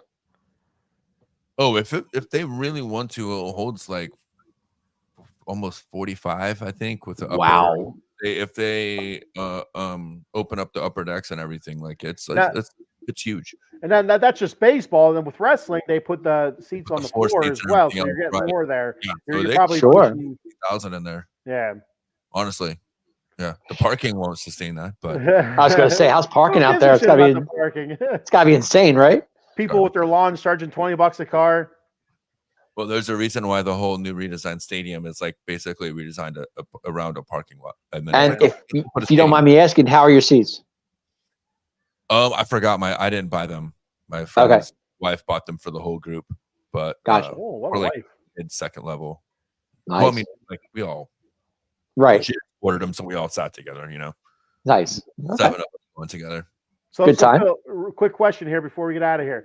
Are you going to be one of those guys that are going to do the countdown when the 10 comes up? 10, 9. Oh, hell yeah. You have to. Oh, you have to. Come on. That's fun. Yeah. Dude, are you kidding me? I'm the guy that's 2. Like nice. With the referee, yeah. When you hear that, like people are just like waiting for somebody to show up, But yeah, we got really lucky when NXT was really first started popping off. They actually did a lot of their events really close to my best friend's house, and he's the guy that I always go to all wrestling events with. And we went to Maine together a couple years ago to the Rumble. We went to SmackDown, the last event last year when Cena kept his streak intact. Right. We were at that show because it was here in Tampa. But yeah, we were lucky when NXT first started getting hot because they would do the little Civic Center real close to his house. And like, that's where we saw like the Vaudevillians coming up and like Bailey and Alexa. And I miss her. God, I miss her. I miss my Miss Bliss. But yeah, like that whole, why am I forgetting their names? SAWFT soft. Yeah. Russo and Big Cass, Big Cass, Enzo and Cass. Yes, Enzo and Cass. Yeah. Like we got to go see those guys all the time live, and so like I feel like that NXT was kind of like the rebirth of like that ECW vibe of that real fan-driven local interaction, right? And so like that's where like now you go to premium events, and I'm like. Yeah, you pick up some of that stuff. Like I forgot what it was when we went as a kid. So going to the NXT things kind of made you like me, like a kid again when I'm at the live events now. So it's a lot of fun. Nice, good time. I back in the day, man, we went to ECW events back in Philly, the Bingo Hall, and actually we were at the very last show where they threw all the chairs in the ring. That place, that was great time. I mean, a friend of mine, he went to the University of Drexel, and back in the ECW days, I would go pick him up in college, and we'd go to shows all the time. Good times. Yeah. Last 2 comments of the night, or last 3 comments, last 4 comments. Andrade. I heard, Eileen. I did hear that. I did hear Andrade's coming back. Yes. Yeah. That could be one of the entrants. Lazarchik says he wants a coffee mug, and how do I get it? MonkeyColdCoffee.com. Yeah, Hammerhead didn't. I just did the read. MonkeyColdCoffee.com. Sean, use that promo code if you need help. If you're serious about getting a mug, you let me know and I'll help you out at work. I'll show you how to do it. And there you go. Find that old Super Nintendo game. The revival. Ooh, are they come back? No, I think he was just mentioning because of the. I thought maybe they're coming back. I was like, cool. I'm all down. I'm down with that. and as well as Chad Gable and Jason Jordan, they're a thing. And Yeah. last comment of the night, Sean wants to know, Phil, do you sing? You can't afford it, bro. Good Sean. All right. I love it. Cannot afford my appearance fees. The Rock ain't got shit on me. All right. There you go. I love it. That's great. All right, so let's close it out on that. So thanks everybody for checking the show out. Thank you for all your comments and views. Appreciate it very much. Be sure to check us out: Facebook, YouTube, Twitter, Twitch. Like, follow, subscribe. Good night, Eddie. Good night, Thanks, Eddie. everybody. Sticking with us for 2 hours here and 30 seconds. We will see everybody next Saturday night after the Royal Rumble. Okay. Once again, Phil, thank you very much. Check him out at Sunday Stache and also Shooter in the Stache. So check all of his stuff out. Great stuff from Phil here. Awesome show. Thank you, everybody. See you Let me guys tell you whose game this is. Let me tell you whose game this is. The Atomic Drop Podcast. Yeah. later.